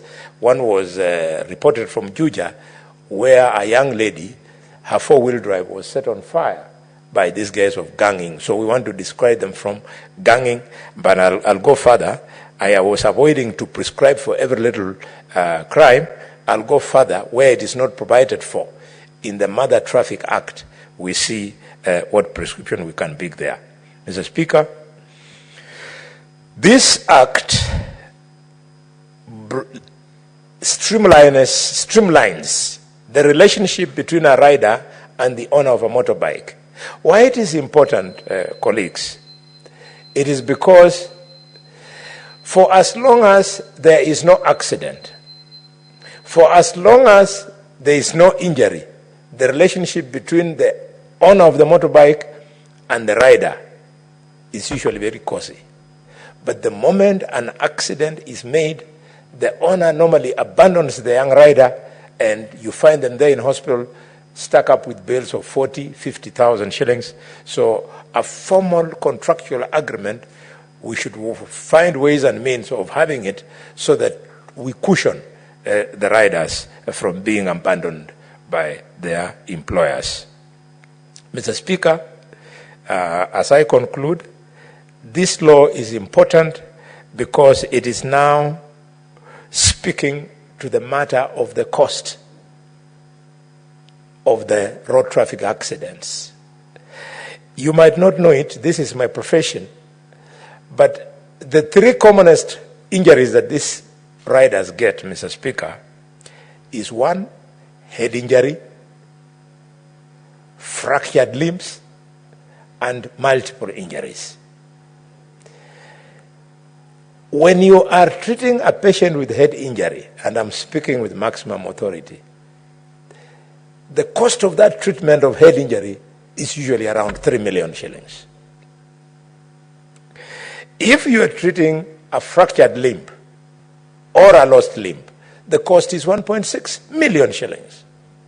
And Mr. Speaker, if there are multiple injuries, cuts here and there, bruises here and there, it can go for as high as 900,000 to 1 million shillings. So this bill is going to cut this cost, and this is why I want to agree with Senator Wambua that the governor should play a bigger role in the issue of cost, as should even the national government, because these people, they make a huge contribution to the national economy, and therefore we can afford to underwrite some of the things, including the injuries. Finally, Mr. Speaker, I want to take this opportunity to thank colleagues and look forward to the fact that this bill will become law in the coming weeks. I thank you and I respond. Mr. Speaker, before I sit down, allow me to beg to reply and request that the putting of the question be deferred to a later date convenient to the calendar of the House, pursuant to the Standing Order number 66/3. Thank you, Mr. Speaker. Senator Boni Halwale, the putting of the question is deferred to the next sitting of the House, pursuant to Standing Order 66 of this House. Clerk, we call the next order. Order number 16. The Constitution of Kenya Amendment and number 2 Bill, Senate Bills number 52 of 2023. Second reading. Mover to reply. Senator Chimera, proceed to reply. Thank you, Mr. Speaker. Mr. Speaker, let me first begin by thanking my colleague senators who took time and effort to contribute to this very, very weighty bill, Mr. Speaker. Senators like Senator Boni Halwale again, who spoke in support of the bill, I call in thank you more. Those senators who spoke against the bill, like Senator Cherargei, Senator Dhangwa, I appreciate the critique that you put forth against this bill, Mr. Speaker. Mr. Speaker, when I set out to move this bill, my only fundamental and true intention and purpose of moving this bill, Mr. Speaker, was on the need to strengthen the very fundamental, constitutionally mandate that this House has been placed by Article 96 in so far as matters of oversight are concerned, Mr. Speaker. And there was a need to cure the issue and the question on conflict of interest on senators as we seek to discharge our core role as enshrined in the laws of this great land, Mr. Speaker. Mr. Speaker, Senator Cherargei spoke very well, and I want to applaud and thank him for his contribution. He went on, and in his own words, he was actually telling this House that he was trying to dispense Solomonic wisdom pro bono, Mr. Speaker. And Mr. Speaker, Senator Cherargei, I know he's not sitting today in this House, and he may not have a chance perhaps to respond to what I'm trying to say. But Senator Cherargei went on and on, citing issues that are bedeviling our counties, issues to do with mismanagement of public funds in our counties, issues to do with broken systems in our counties, issues to do with the failure of this leadership today in fixing governance and leadership issues in our very, very many counties, Mr. Speaker. But, Mr. Speaker, that is not the point in this bill, Mr. Speaker. And Senator Cherargei is so wrong in his contribution, Mr. Speaker. It is never my intention to speak about the failures by our institutions to protect public funds, the slow rate of prosecutions against those leaders, and I don't want to say governors, in as much as this bill seeks to speak more on governors, but those leaders who are in charge of public funds and they have misapplied those funds. We have not seen successful prosecution. We have not seen highly, encouraging, successful conviction, to speak. But that was not the text of this bill, to speak. And I want to urge and plead to my colleague senators, especially Senator Cherargei, if he feels in his own wisdom, like he said, that there is laxity, there is a weak link somewhere in the fight against corruption, in the war towards upholding and promoting Chapter 6 of the Constitution, Mr. Speaker, insofar as our leadership is concerned, then he has all the room and space in his own right to move this House by way of amending those relevant laws, whether we can propose that EACC be granted more powers, such as prosecutorial powers, so that EACC, for the first time in this nation, can have a chance to summon graft suspects, interview them, investigate them, arrest and prosecute these suspects, Mr. Speaker. However, that was never my true intention in moving this bill. My intention was only one: to safeguard the question of conflict of interest as we seek to perform our oversight role in this Senate, Mr. Speaker. Mr. Speaker, you may agree with me and most of us who are in different committees of the Senate, especially the oversight committees. Whenever we have a chance to summon a governor, and whenever governors appear before us, Mr. Speaker, on questions as to the application of public funds allocated to them, they always have one uniform response. And the response is that I was not governor at that time. I was not in charge of that county at that time. They always run away with this beautiful choreographed response that I was not in charge at that time. That simply tells you that a governor who has served his or her full term as governor for 10 years and seeks election in the Senate as a senator will certainly attempt and have a very good chance at trying to conceal or meddle with affairs of his county when he served as governor, Mr. Speaker. And that is the mischief I am trying to cure by way of this bill, Mr. Speaker. Mr. Speaker, the opponents of this bill, of course, and I had said this when I was moving this bill, Mr. Speaker, and they said Article 38 fundamentally guarantees their freedom to political association and to political freedom, Mr. Speaker.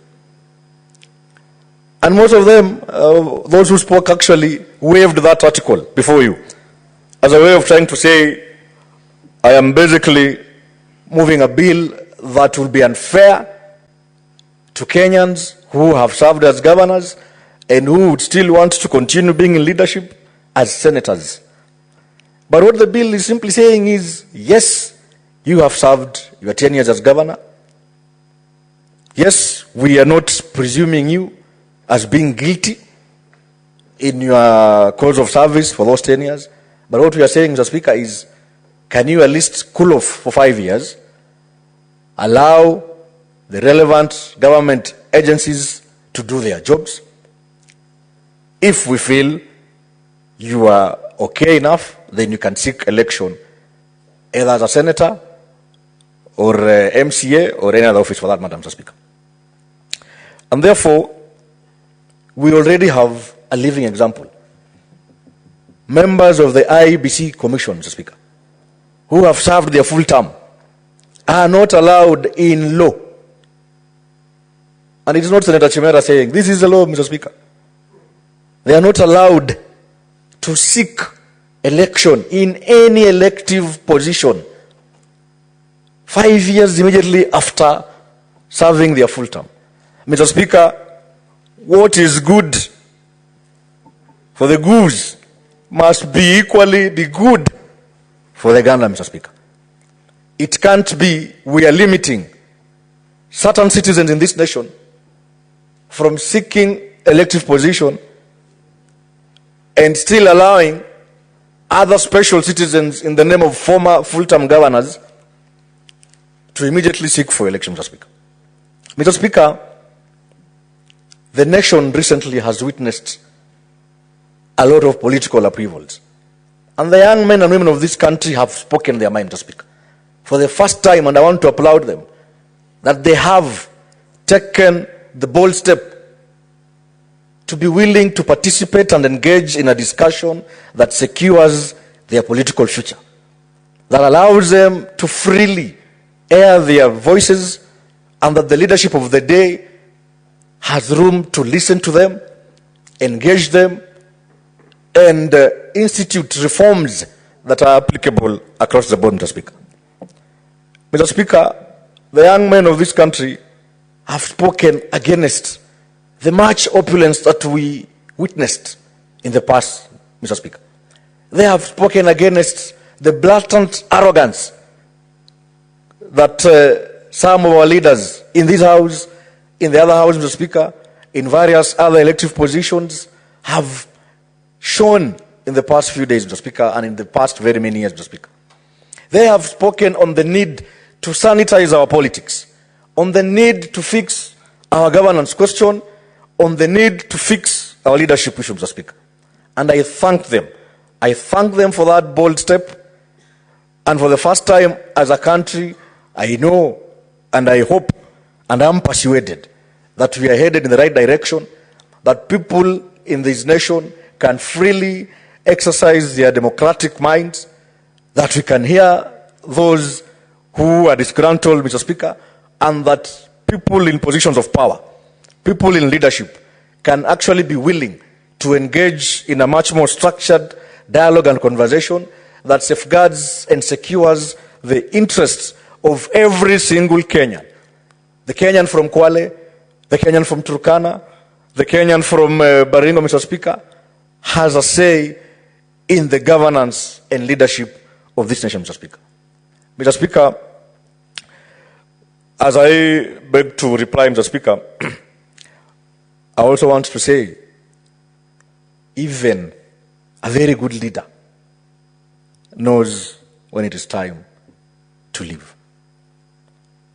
I wish to humbly, as I conclude, Mr. Speaker, I wish to humbly appeal to my colleague senators to support this bill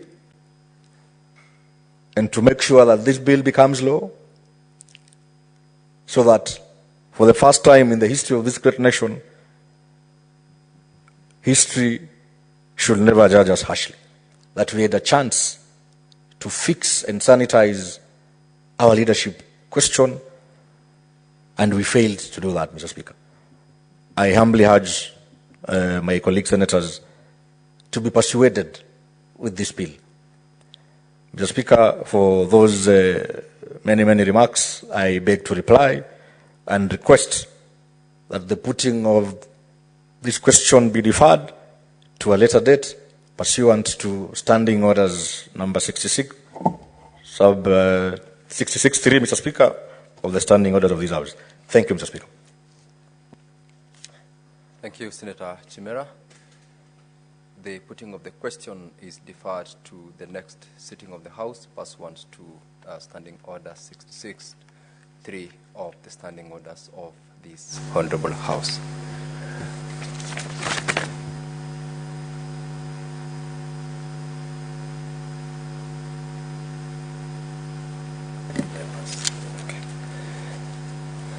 Clerk, let's call the next order.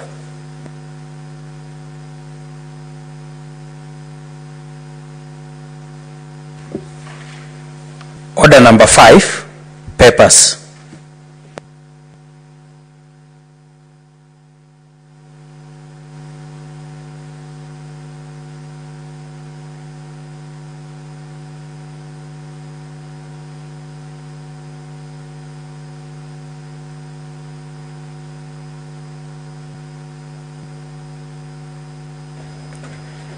Mr. Speaker, sir, I rise to lay on this table today, the 23rd of July 2023,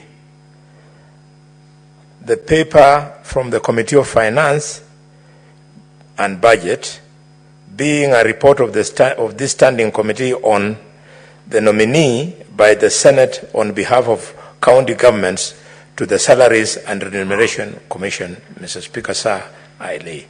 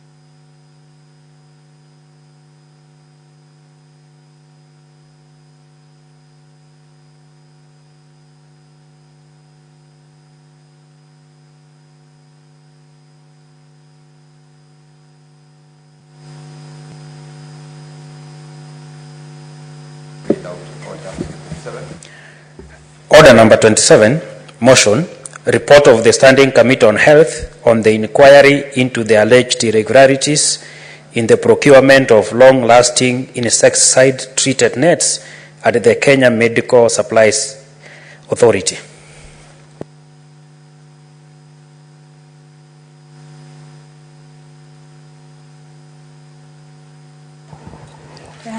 Thank you, Mr. Speaker. I rise to move the motion. Mr. Speaker, the Senate Standing Committee on Health is established under Standing Order 218.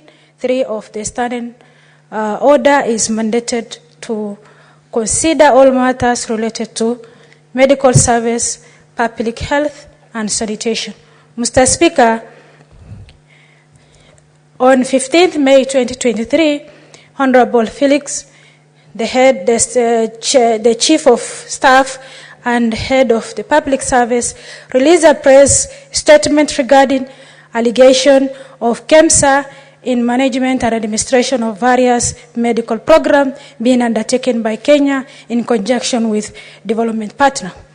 Mr. Speaker, in the statement, the Head of Public Service noted the regular verification exercise of Global Fund has revealed alleged maladministration on the part of KEMSA with regards to procurement of treated mosquito nets for vulnerable households.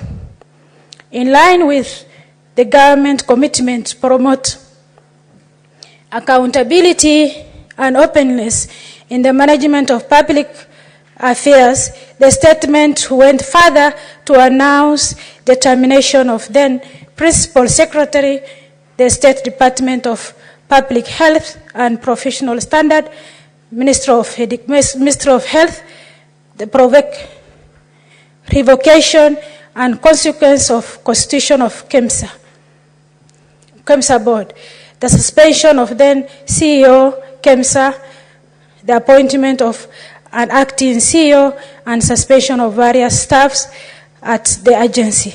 Mr. Speaker, in regards to that, the committee noted to key issues of determination and centered the following issues. Specify the allegations and irregularity of the procurement of LLI. 2, clarity on circumstances that led to cancellation of tender procured. 3, clarity on what reservation Global Fund has with regard to the tender. 4, clarify on a specific timeline for the procurement of LLI as agreed between the Global Fund and KEMSA. 5, clarity and allegations of undue interference on operation of KEMSA by the line ministry. 6, clarity on circumstances that led to termination and suspension of MOH and KEMSA officials. Mr. Speaker, on that issue, we as a committee, we interrogated the key institution related to the inquiry, that is Minister of Health, Minister of Planning and Treasury, KEMSA, Public Procurement, and PricewaterhouseCoopers as Global Fund agents. Mr. Speaker, on that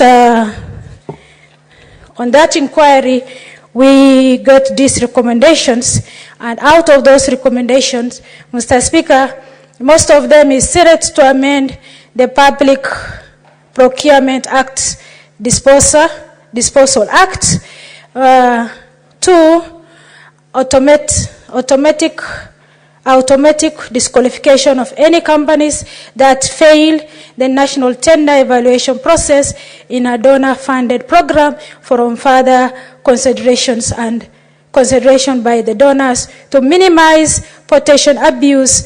3, implementation of measures to prioritize the local manufacturer goods in both public and donor-driven procurement where applicable.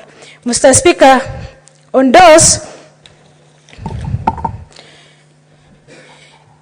6, review the structural relationship between the government of Kenya and the Global Fund to prioritize user department in case the Ministry of Health as a principal rather than subsidiary in the program related to the mandates. The other one is to dispense the global fund management units at the National Treasury and full transfer of its responsibility and function to the Ministry of Health. Mr. Speaker, the application by the Ministry of Health to the National Treasury for the KEMSA to receive its own direct votes head for the operationalization. Mr. Speaker, for this comprehensive summary of the committee findings and observation and recommendations in relation to the inquiry has been included in the body of these reports, the reports we table.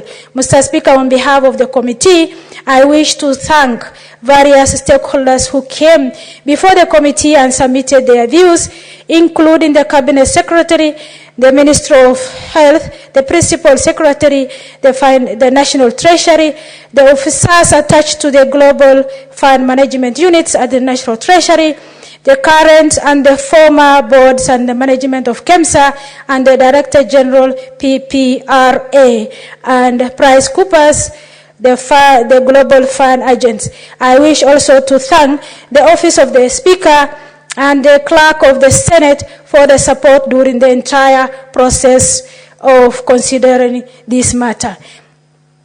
It is also, it is now my pleasure, duty and privilege to present this report of the Standing Committee on Health for the consideration and approval by the House pursuant to Standing Order 213-6, number 6 of the Standing Committee.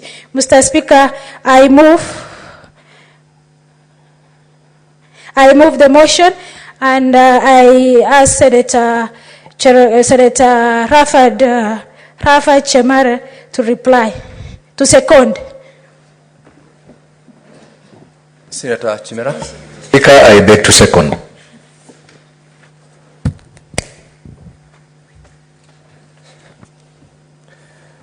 Honorable Senators, I now propose the question that the Senate adopts the report of the Standing Committee on Health on the inquiry into the alleged irregularities in the procurement of long-lasting insecticide-treated nets at the Kenya Medical Supplies Authority, KEMSA, laid on the table of the Senate today, the 23rd day of July 2024.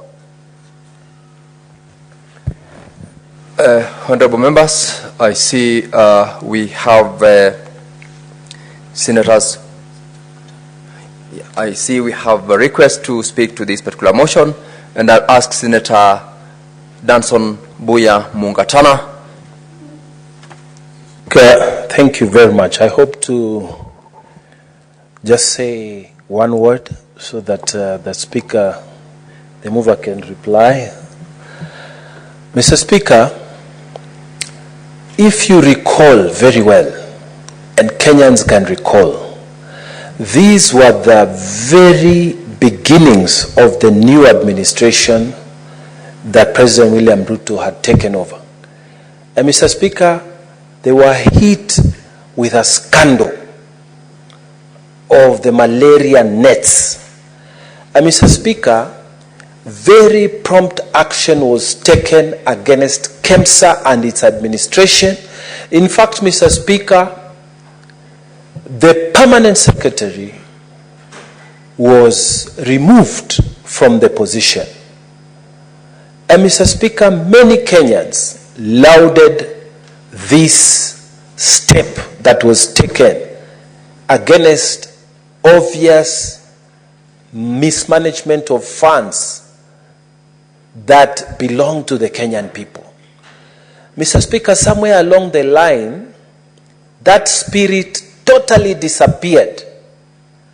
And the plea by the young men of Kenya today is that that spirit of taking action against public officers who fail to live to the standard that is required of them, to the ethical standard that is required of them, Mr. Speaker, this call by the young people is that we must manage our resources properly. And it is a reminder, Mr. Speaker, that we must go back to the spirit of 2022 when we came over and took over government, that we must take action and not take a long time. Take action and things happen. So that, Mr. Speaker, the government of William Ruto, which has performed so much, can be remembered for the good things it is doing. So, Mr. Speaker, my prayer is that we shall go back to that spirit. When people mess, people go. I thank you, Mr. Speaker. Senator Mugatana, you have got 18 minutes remaining when the House resumes to conclude on your contribution to the motion. And now, Honorable Senators, it's now 6:30 p.m., time to adjourn the House, and the Senate therefore stands adjourned until tomorrow, Wednesday, 24th of July, 2024 at 9:30 a.m.